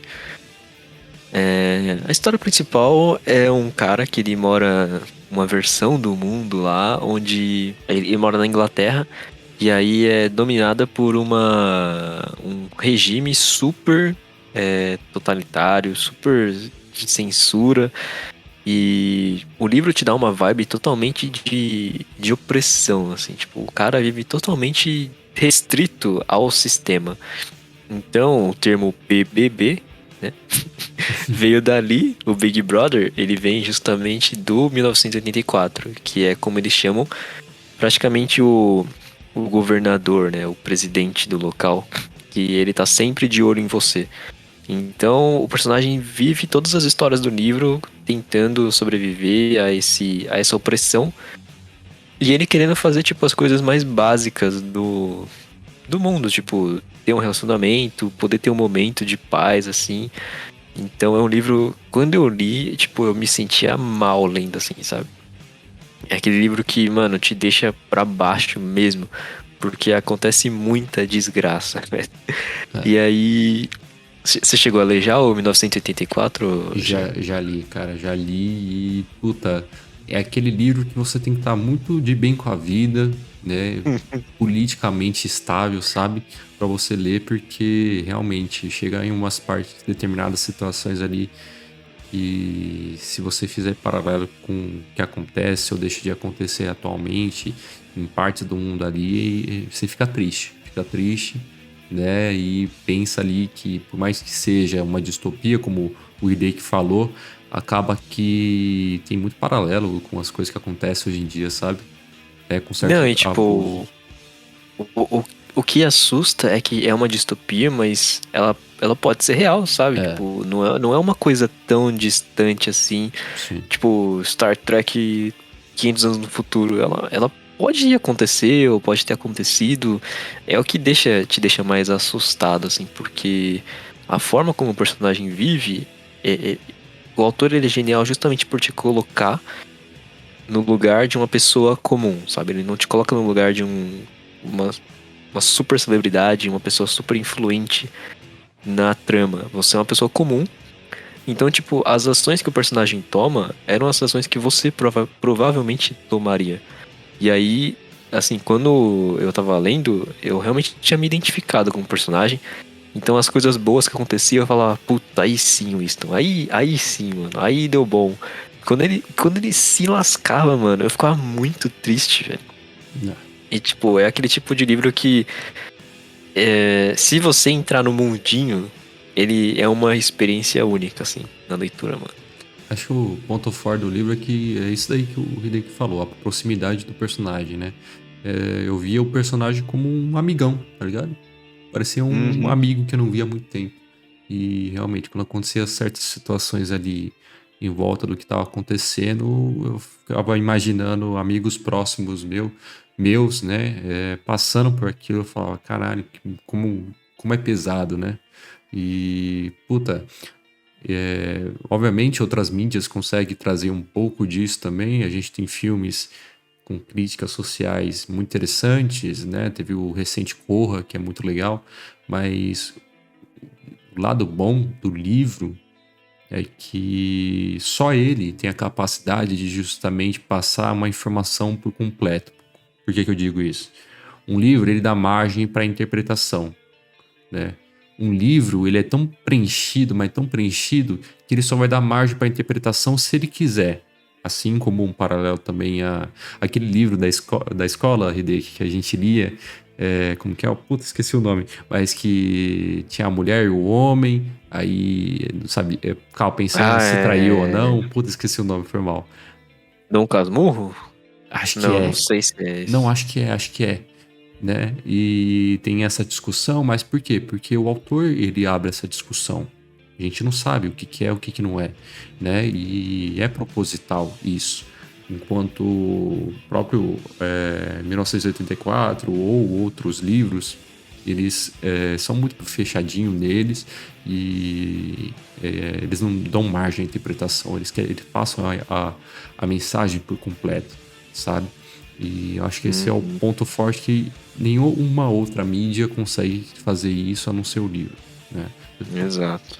E É, obviamente. e o outro. Ah, perdão, falei. Não, pode falar. Tranquilo. Não, só brevemente complementando, né? O outro livro que eu tinha falado é. Por, por conhecimento geral da população, é Eu, Robô, do Isaac Asimov. Eu roubou, mano. Mas, assim, esqueçam o filme do Will Smith também, por favor. Deem foco no livro. Não, é foda, mano. É foda. Porque assim, ó, agora eu vou defender. Agora eu vou defender. Que assim, o livro é muito bom, né? O filme, ele tem conceitos bons. O Os filme, conceitos são bons. ele tem conceitos bons. A parte ali que o Smith e o robô falam ali, e o Smith fala, mas uma máquina não consegue criar uma sinfonia, a máquina replica, você consegue criar uma sinfonia, né? Esses conceitos, para você pensar, é legal, mas o foda é de novo, cara. Quando o Will Smith ele entra numa parada, ele quer ser o herói. O foco é a jornada do herói, não é a história. Isso que fode, na minha opinião, tá ligado? Porque eles tentam pegar uma pessoa que é muito famosa, o Will Smith no caso, e trabalham só a imagem do Will Smith ali, porque é o que vai dar dinheiro, sabe? né? E é triste, porque o livro do Eu, Robô, né? Ele é, uma puta discussão do monstra, assim, justamente desses conceitos, né? Eu entrei numa discussão recente com um brother meu referente se porque recentemente tá tendo o caso da inteligência artificial que tá replicando obras de acordo com termos que você coloca, né? Ah, eu ouvi falar disso Você daí. viu isso daí, né, Hideki? E o que acontece? Aí ficou na discussão se aquilo é arte ou não, né?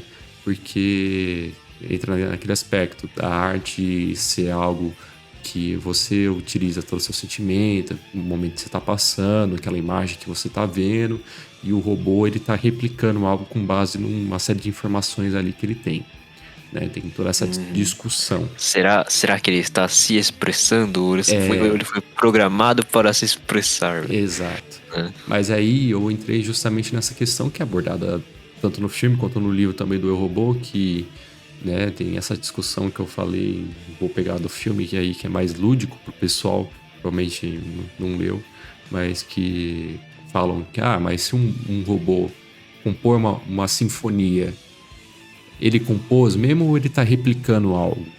Né? Ele tem o sentimento dele ali, mas aí né, tem toda a questão, você conseguiria replicar uma sinfonia?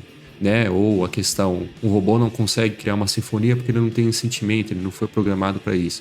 Mas você que está escutando, eu, Hideki, a gente consegue criar uma sinfonia? Quantos humanos conseguem criar uma sinfonia no mundo inteiro? Ou já criou? Umas 1000 pessoas no máximo? E quantos robôs, se estivessem em escala de inteligência artificial, conseguiriam criar uma sinfonia? Sabe? Essa discussão é do caralho, É mano. monstra, mano, é monstra. Então isso trava um pouco a mente, justamente porque é uma questão difícil de se explicar, né? Obviamente a gente vai dar os nossos pitacos aqui, referente, mas a gente nunca vai chegar numa conclusão, porque não é o foco a conclusão, é só para fazer você pensar. Mas se bem que atualmente com essas coisas acontecendo, por exemplo, essa inteligência artificial criando arte, é bom você já começar a pensar, porque logo mais vai se tornar pior isso, na minha opinião. Eu também acho. Né? Mas, complementando, só finalizando, eu acho que o filme tem conceitos bons, ele só não precisava se chamar Eu, Robô. Também acho. É que ele foge da história, né, cara? Ele, assim, ele pega premissas básicas ali referente ao próprio livro, né, de discussão, alguns bem subjetivos ali sobre a discussão, mas, de novo, foge muito do que é o livro, a proposta do livro, né, a própria proposta do sci-fi ali, que o Hideki falou lá no começo do episódio, é justamente você discutir esses temas, né, mais cabeça, assim, não uma aventura ali de ação, sair no tiro com um robô, né? Mas e você, Jean? Quais são os seus livros de cabeceira aí? Pô, cara, eu tô com uma pilha de livros aqui empilhado, né? Porque eu tava relembrando deles, né, cara? Porque essa correria do dia a dia, né? A gente vai se tornando adulto, trabalhando demais, casado, tem família e tudo mais. Acaba que se torna mais difícil da gente ter um momento para ler, né? Depois eu vou até fazer a pergunta de como você se organiza para ler. Mas antes de você responder, eu tava relembrando aqui os livros e eu tenho 2 livros aqui que justamente eu curto muito, né? Que me acompanharam na vida, principalmente pela mensagem que eles passam, né? Um deles é uma HQ, né? O pessoal tem muito preconceito com quadrinhos e mangás no geral, né? Eu já vi gente falando pessoalmente que não considera eles leitura, principalmente porque... Caraca. Mano, é estranho, né? Porque, né, enfim, eles acabam falando que por se tratar de conter desenho ou justamente se tratar de temas mais leves para o pessoal mais jovem, acaba não sendo leitura. E obviamente que é a leitura, né? Mas incrivelmente a pessoa falou disso de um livro aqui que recebeu uma série recente, na qual eu fiz um episódio aqui no AstaCast, que é o Sandman, né? O Sandman, que é uma puta HQ complexa para um caralho, né? Complexa demais, sobre um tema muito complexo, que é o sonhar, né? E ele me acompanha aqui, que ele foi muito importante na minha vida como um todo, principalmente pela mensagem que ele traz referente à esperança, aos seus sonhos, lidar com a morte, lidar com situações difíceis. Ele é uma grande antropomorfização ali de conceitos abstratos, como o próprio sonho e a morte, né? E é uma bela discussão, sabe? Eu tenho aqui o livro do compilado dos Contos da Morte, que é a irmã do Sandman, e eu fico muito deslumbrado de como a morte é o personagem mais humano da série. Nem os humanos, né? Eles são tão humanos na série de quadrinhos aqui. E é incrível como o Neil Gaiman, que é o autor, né? Um incrível autor, por sinal. Adoro os livros dele, Deus Americanos, os Contos de Narnia, o Sandman, adoro, né? Mas o ponto crucial é que ele tem uma leveza, uma delicadeza de se retratar a morte de uma forma muito cuidadosa, muito zelosa, sabe? Ela tá sempre de paixão, ela é um contraste, de novo, brincando com aquela expectativa do leitor que tem, né? E foi muito importante para mim. E o outro que eu tenho aqui é uma light novel. Uma light novel, para quem não conhece, a light novel, ele é um livro, né? Um livro mais curto, né? E é do Japão. Eu tenho aqui, só que eu tô com a versão em inglês aqui, que se chama Oregairo, né? Oregairo, ele tem um anime, tem quatro temporadas, se não me engano, 3 ou 4, né? E ele tem mangá e tem light novel, se bem que a light novel não lançou aqui no Brasil. Nem o mangá também, só o anime. Mas o que acontece? Ele é um anime bem, como posso falar, genérico, de comédia romântica, só que o diferencial dele é que a premissa dele é retratar dependência emocional, que é algo que eu nunca tinha visto uma obra retratar, né? Dependência emocional com familiares, com amigos, com namoros, relacionamentos no geral, sabe? E eu tava passando por uma situação meio difícil e ele me abriu muito a mente em relação justamente a esse quesito que acontece muito atualmente, né? Que é a dependência emocional, né? Que abrange todo mundo, você fica preso a uma pessoa porque gosta dela, ou porque ela te faz bem, mas mesmo ela te fazendo mal, ali, todo esse conceito, e que me ajudou muito a criar um senso, uma mente mais livre atualmente para saber lidar melhor com meus relacionamentos, né? E é uma light novel, né? É um texto mais curto, mais juvenil, mas que é muito bom também, né? É bacana. Eu não conhecia não, mano, mas eu tô dando uma pesquisada aqui e parece bem interessante mesmo, mano. O traço é bem bonito. Cara, é tipo assim, ele é, de novo, ele é genérico no parte da comédia romântica. Mas quando ele entra nesses temas mais profundos de dependência emocional, de você ser focado na pessoa, mesmo ela te fazendo mal, tudo, ele é sensacional. Ele é muito foda, né? Ele é um pouco complexo porque japonês é foda, né? No sentido que japonês não sabe se expressar direito. Ele é muito retraído, mano. Não é que nem brasileiro. O brasileiro é muito foda-se pra tudo, fala tudo. Mas ele é muito retraído, então tem parte que é muito confusa. Talvez seja porque eu li em inglês e na hora de traduzir virou alguma coisa totalmente diferente, né? Do que se traduzisse diretamente pro português. Mas é super interessante, super recomendo pro pessoal que é mais jovem aí, de uns 16, 17 anos, até pessoal mais velho também, acabar lendo, porque é interessante, né? Mas voltando aqui à minha pergunta pro Hideki, e aí, cara, como é que você se organiza pra ler? Ah, não, peraí. Antes só queria fazer um comentário Manda. dos seus livros aí, né? Eu, particularmente, nunca fui de ler muito HQ, mas não é questão de eu não achar interessante. É que eu sempre achei difícil de acompanhar, no caso, sabe? Tipo, eu me sentia meio perdido em que volume que eu devo começar, ou que volume que eu tenho que ver, porque grande parte das HQs que eu vinha, né, que eu tenho de referência, são de super-heróis. E, mano, história de super-herói tem uma porrada de spin-off, sabe?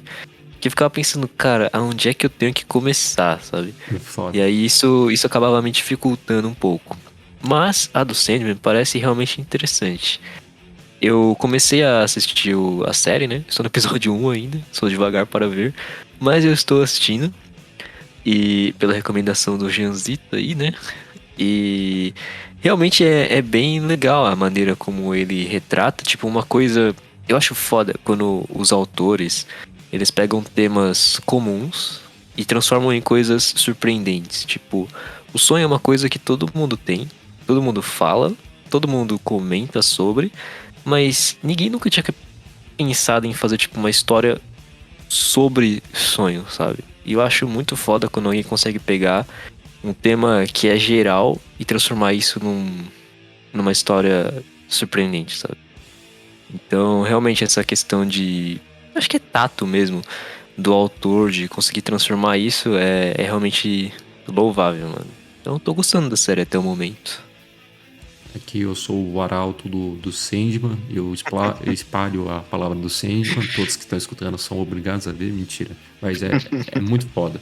Mas, de novo, a genialidade do Neil Gaiman, ele faz um paralelo com a do Lovecraft, porque eles pegam algo que é inerente ao ser humano, que são esses conceitos básicos do medo do desconhecido, do sonhar, da morte, do desespero, e ele trabalha isso de uma forma fenomenal, né?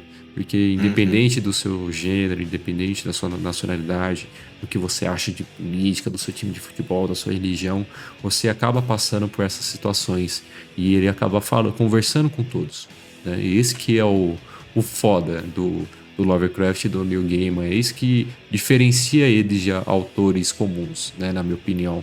Ele Uhum. trabalha esses conceitos muito bem, né? E. Puta, cara, eu só fico um pouco triste porque realmente quadrinho ele é de difícil acesso aqui no Brasil, né? Mas os quadrinhos do Sandman aqui, como você tinha comentado, eles são muito caros aqui no Brasil. Hum. Muito caros. Recomendo você ler pela internet, piratão. E eu incentivo a pirataria no seguinte motivo, né? Vou dar minha justificativa aqui.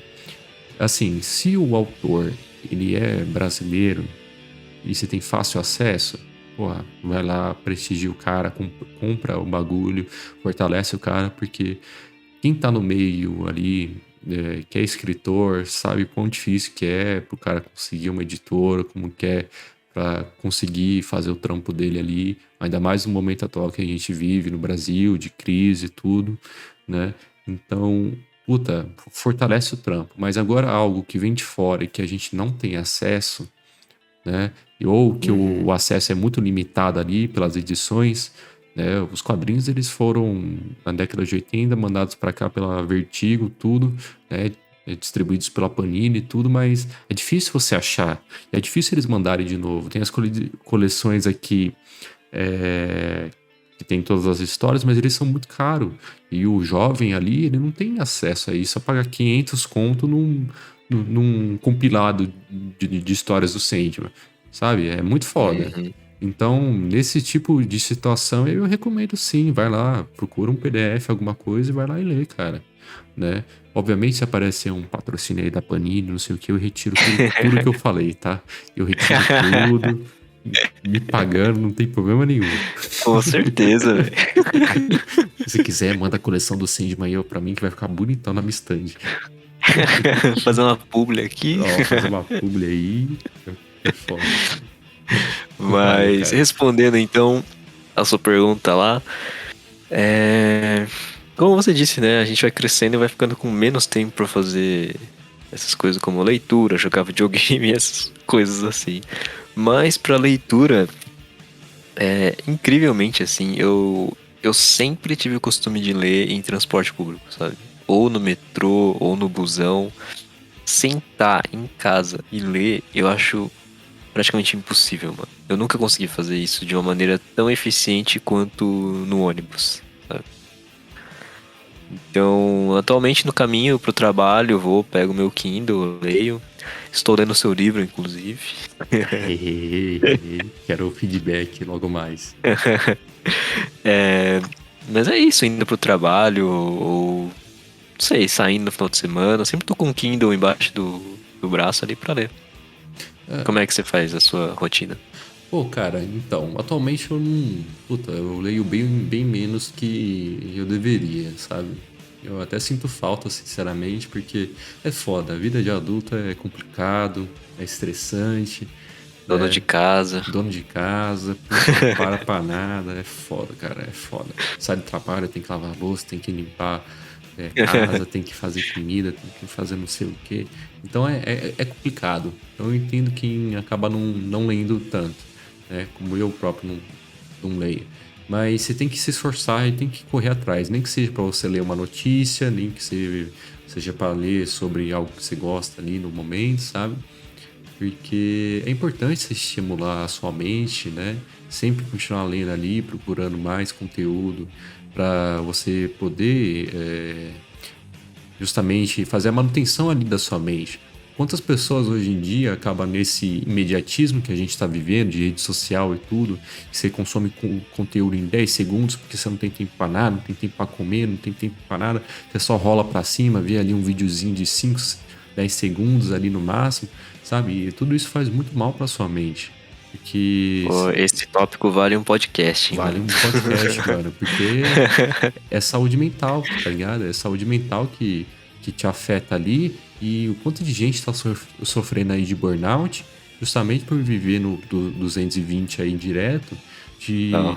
puta, tem que trabalhar, tem que comer tudo rápido, vou ver ali 2 stories ali rapidinho, sabe? E, puta, eu acho isso um saco. Eu tenho preguiça pra tudo, tá ligado? Eu tenho Uhum. preguiça pra puta, viver no 220. O meu sonho é ficar velho ali, ter uma fazenda, sentar na fazenda e ficar lendo o dia inteiro, tá ligado? Né? Viver em paz ali, escutando os passarinhos em cima e ficar lendo, né? E não ver o tempo passar. Joga um Porque RPG de vez em quando ali. tá ligado? Joga um RPG ali com os netos, com os filhos, tudo certo, beber uma cervejinha. Mas por quê, cara? Porque me frustra muito esse modo de viver imediatista. Puta, tem que ser tudo na hora, tem que ser tudo corrido, sabe? E Uhum. o livro, ele é o contracultura disso, né? Eu, Total, é verdade. eu tinha gravado um episódio sobre o Festival do Woodstock 99, que teve um documentário na Netflix. Não sei quando lanço, porque eu fiquei meio assim com o que eu acabei falando lá. Talvez eu nem lance, sinceramente, porque eu dei uma extrapolada. Às vezes eu dou uma extrapolada. Vixe, o tanto que eu jogo no lixo é foda. É o AstaCast proibido. É, o Astacast proibido. Falei um monte de coisa lá, um monte de opinião polêmicas, né? Mas eu cito muito sobre contracultura lá e atualmente livro se tornou contracultura, porque livro você precisa de tempo para ler, né? Seja Uhum. na nossa transição trabalho-casa, seja no momento ali de casa mesmo, ou nos finais de semanas, e parece que atualmente a gente não tem esse tempo, né? Então ele se torna esse movimento contra a cultura. Quantos jovens, se Sim. você parar aí na rua, né, você falar quantos livros você leu no ano passado, a pessoa provavelmente vai falar um no máximo, ou nem Uhum. isso, sabe? Eu perguntei isso pro meu irmão, ele falou nenhum, sabe? E eu, na idade dele, eu lia, puta, a cada 2 meses eu lia 5 mangás diferentes, coleção de mangá diferente, tá ligado? Aham. Era viciado, lia. Obviamente que são às vezes exceções, né? Mas faz total diferença pro desenvolvimento da pessoa ler bastante, sabe? Né? E, e nesse sentido de agilidade, né? Eu acho que aí eu sou contra a cultura ao quadrado, mano, porque eu não consigo ler mais de um livro, mano. Tipo, sabe aquele pessoal que, mano, lê um livro num dia, aí lê um livro no outro livro no outro dia, né? E consegue manter um ritmo assim.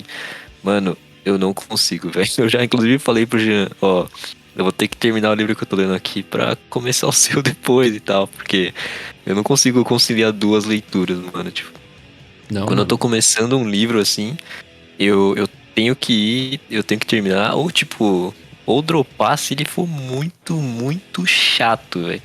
Mas é difícil dropar livro. Mas ler dois ao mesmo tempo, cara, eu não consigo, mano. Eu não consigo ter essa disciplina mental de organização de coisa, mano. E ó, o Hideki falando aí que vai dropar do meu livro. É foda. Não, Foda. porque o seu livro tá muito foda, mano. Eu tô no mundinho. Sendo bem Aí sincero. sim, aí sim, aí sim, aí sim. Né? Pô, babando ovo aqui, mas tranquilo. Não, zoeira, brigadão, de verdade. Mas eu super te entendo, cara. Eu acho que depois que você lê, você tem que ter um tempo pra avaliar. Porque às vezes você tá no hype ali de você ter terminado uma história, você ainda tá pensando sobre ela, né? Você vai ficar aquilo na mente por uma semana e muitas das vezes quando você acaba passando dessa semana que você pensou muito a respeito, você acaba tendo uma opinião muitas vezes diferente em relação à própria obra. Então é bom dar esse tempo pra você pensar, sabe? O E tem problema aquela questão de digerir informação também, né? é, Porque, sim, sei lá, às vezes você tá lendo 1984 numa parte que tem tortura lá, tá ligado? sim. E aí no outro dia você tá lendo Marley e eu, mano. E, tipo, Ah, é foda, mano. Não sei tem lá, dá como. uma quebrada, né? Você perde a experiência do livro, mano. Dos dois livros, né? O Marley é um livro excelente também. Só que é uma outra vibe, né? É, você precisa de tempo. É isso. É isso que tá faltando Uhum. atualmente. Tempo, né? Tempo pra você pensar direito antes de falar. Tempo pra você ler. Tempo pra você consumir algo. Tempo pra editar um podcast. Tempo pra você trabalhar. Tempo pra fazer as coisas de casa, sabe? E é isso. Ianzinho vai ter trampo pra editar esse podcast, É, mano. esse podcast vai dar um trabalhinho. Mas, de novo, não é trabalho não, cara. É um prazer justamente trocar uma ideia com quem eu curto de verdade, né? Porque é o espaço que eu tenho para falar das coisas que eu curto e que você curte também, que a gente tem em comum, sabe? Então Uhum. eu fico feliz de verdade, cara. Então não é trabalho não, né? Quando eu fiz o último podcast que você participou aqui do BioShock, puta, cara, foi o maior prazer, assim. Eu virei noite fazendo porque é um prazer, sabe? Um prazer porque eu tava no hype, tá ligado? Se eu tivesse É. esperado uma semana, provavelmente eu falaria, ih, vou dar uma procrastinada. Mas no auge ali eu tava, Inclusive, inclusive, o podcast BioShock ficou excelente, viu, gente? Vão lá ouvir se vocês não foram ouvir ainda. vamos lá escutar. Deu um trabalhinho, vamos lá escutar que ficou muito bom mesmo, tá longo, né? Mas tá repercutindo muito bem, né? E vou acabar aqui com a última pergunta pra gente fechar o podcast. É, por que a literatura é importante na sua vida, Hideki? Cara, essa pergunta é complexa, hein? Complexa, complexa. Mano, eu acho que o principal diferencial, assim, pra literatura é. Na vida de alguém, assim, é possibilitar uma perspectiva diferente, assim, sabe? Porque eu vou dar um exemplo bem simples aqui. É, ainda no Eu, Robô. Tipo assim, o Eu, Robô ele traz discussões muito interessantes sobre a humanidade, sobre filosofia, sobre a sociedade em si. E eu acho que se eu não tivesse lido, seria muito difícil eu ter qualquer tipo de pensamento sobre esse tipo de discussão, sabe? Então, a literatura é uma forma de colocar em discussões diferentes de uma maneira mais dinâmica, sabe? Tipo, não necessariamente você entrando numa roda de debate para falar sobre isso. Você lê uma história, tira suas conclusões e isso agrega na sua vida, sabe? Blade Runner, por exemplo, que é uma história bem densa, assim, complexa, mas que traz uma discussão muito pertinente a tecnologias futuras, né? E eu acho que se eu não tivesse lido, tivesse visto o filme, eu não teria essa perspectiva, sabe? Mas se algum dia a gente criar algum androide que tenha vida e seja senciente, né? Tenha consciência própria. É certo a gente, tipo, dar uma data de validade pra ele? É errado isso? Será que é moral a gente fazer isso ou não? Como será que esse androide vai se sentir ou não? E quando você lê a história e vê o filme, né? A história do Roy Batty, que é o antagonista do Blade Runner, ele te abre leques de possibilidades, sabe? Se eu chegar pra minha irmã, assim, e falar, nossa, você acha que androides gostariam de ter data de validade? Ela vai falar, do que você tá falando, sabe? Porque ela não gosta de Blade Runner, ela não gosta desse tipo de, de cultura, de conteúdo. E tipo assim, tudo bem não gostar, sabe? Mas acho que a grande chave é te abrir a discussões que você não teria, assim, sabe? No seu mundinho atual. O que você acha, Gia? Eu super concordo contigo, né? E é interessante que, de novo, você sai da sua bolha, né? Exato. Você acaba vivendo uma experiência ali com base justamente na toda a vivência daquela pessoa, porque literatura é isso, é uma vivência transposta para o papel. É alguém transmitindo todo o seu sentimento, suas informações, a sua vivência, acontecimentos ali, referências da vida dele, para um papel ali que pode ou não agregar para sua vida, assim, uma discussão, né? Porque é interessante como o livro ele tem essa capacidade de justamente influenciar as pessoas, né, de diferentes modos, como o Lovecraft, puxando mais ao medo, o Neil Gaiman para discussões mais surrealistas, de aspectos que a gente vive na nossa vida, os sci-fis como o do Asimov, ou, né, do próprio Blade Runner, que acaba trazendo questões futuristas, mas que diz muito a respeito sobre a nós mesmos, como os humanos, ou a nossa sociedade, e o uso que a gente tem acerca das tecnologias que a gente acaba utilizando no nosso dia a dia, sabe? Então, o livro, ao meu ver, ele é um conjunto ali de ideias, né? E ele é, para mim, o principal, a principal coisa que eu bato tanto aqui falar, que ele é a forma de expressão mais pura que tem do ser humano. Ele é a consciência coletiva mais pura que tem. Porque o que você está vendo ali é a experiência da pessoa transposta em referências. É uma história, é uma metáfora transposta de tudo que aquela pessoa pensa acerca das coisas ao redor dele. Com Porque certeza. tudo que a pessoa utiliza para criar um livro são referências, né? Eu acabei criando um livro com referências de outras pessoas, de aspectos de outras pessoas, né? E assim, quando você pega e disseca esses livros que a gente citou por todo esse programa, você pode ter certeza que tem muito do aspecto da vida, se você for pesquisar, né? Lovecraft, ele foi decretado ali com problemas psicológicos muito sérios, na qual ele via coisas mesmo, e aquelas coisas que eles viam ele acabou transportando a experiência dele de sofrimento para dentro dos livros, né?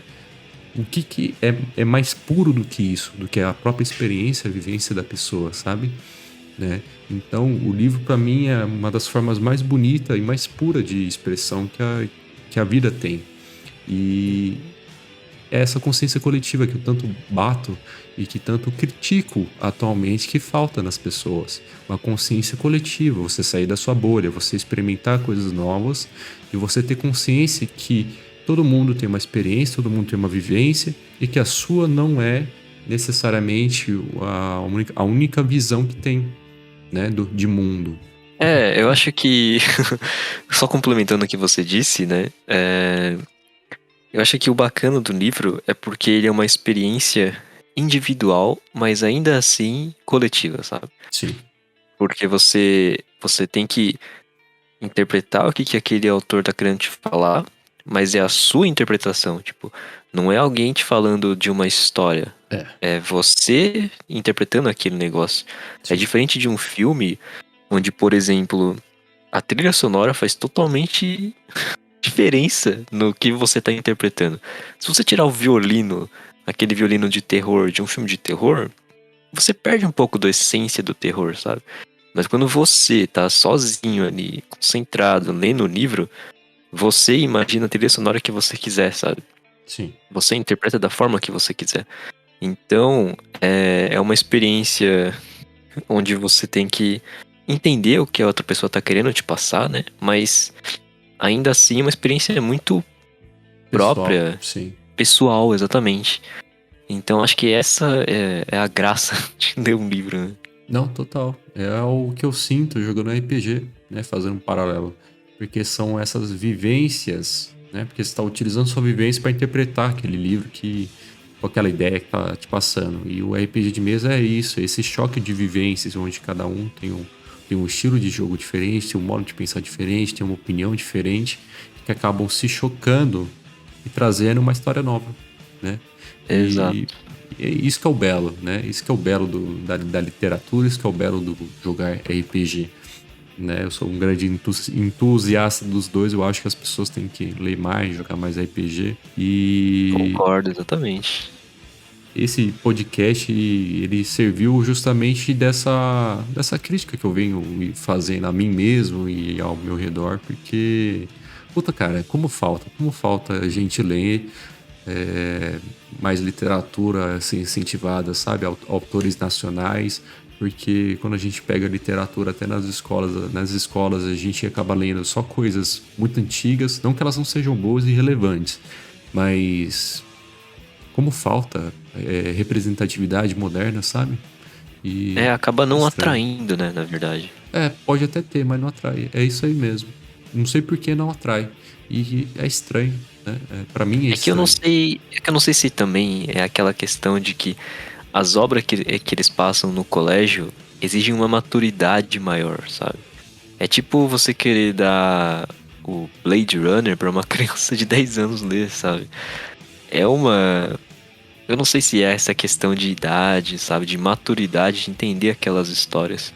Porque são histórias densas, cara. Tipo, Vidas Secas é Puta, é denso, pesado. mano. É É pesado. pesado, cara. Pesado. Eu acho que é um pouco dos dois, mas eu acho muitas das vezes antiquado também. Antiquado no ponto que eu digo que Não dá pra se identificar, né? sabe?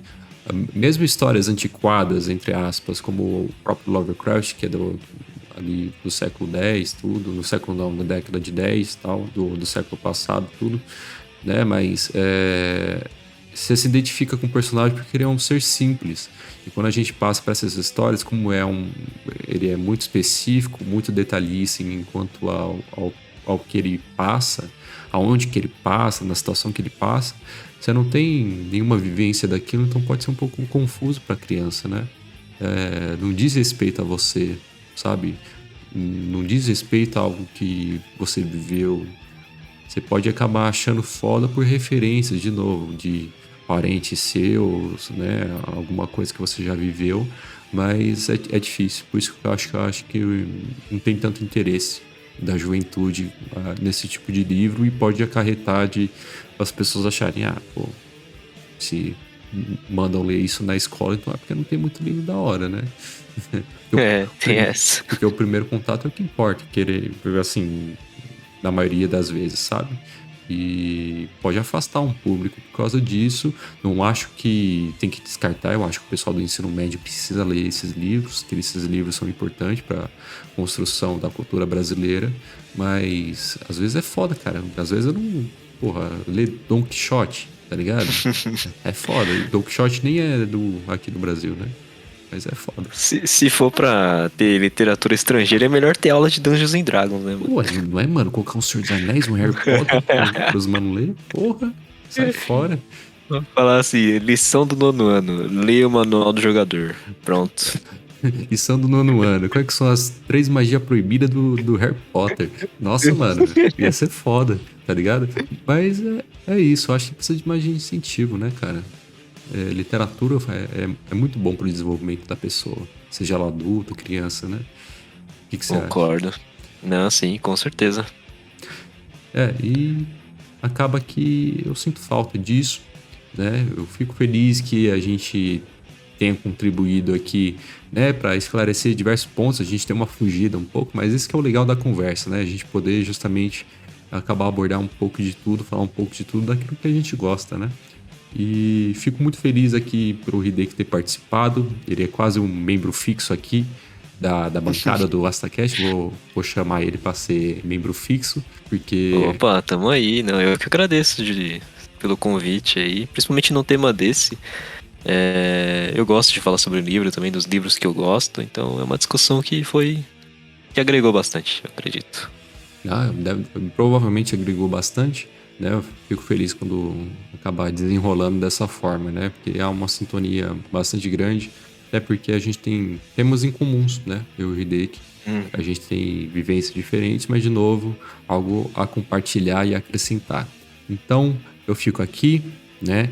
Eu dou meus sinceros agradecimentos ao Hideki, né, pela força, por ter compartilhado um pouco da vivência dele aqui. Vão lá escutar o podcast dele, principalmente o Literal Hora, que é muito bom, lá no Lords do Metagame. Ele está em todas as redes de transmissão de podcast, seja o Spotify, o Podcast, o Deezer, ele está em todos, né? Faz um tempinho que ele não lança, mas eu tô cobrando dele já faz alguns episódios para ele lançar. Tô cobrando ele, né? Mas logo mais ele deve soltar algum conteúdo. Não é mesmo, Hideki? Colocando aquela pressão. Isso aí. Pressão ao vivo. Não, mas é isso aí. Vou voltar sim, gente. Valeu aí pelo convite, Jean. Valeu, pessoal. Então, é isso, pessoal. Se tiverem algo a acrescentar, algo a comentar referente a esse episódio, por favor, deixem, né, nos comentários do YouTube, né, deixem um e-mail, né, eu sempre deixo o e-mail linkado para vocês poderem mandar uma mensagem, seja me xingando, seja acrescentando algo à discussão. Eu acabo lendo ele na parte do podcast, na aba de e-mails, tá bom? Então, muito obrigado a todos que escutaram, muito obrigado ao Hideki novamente, e a gente se vê em mais um AstaCast.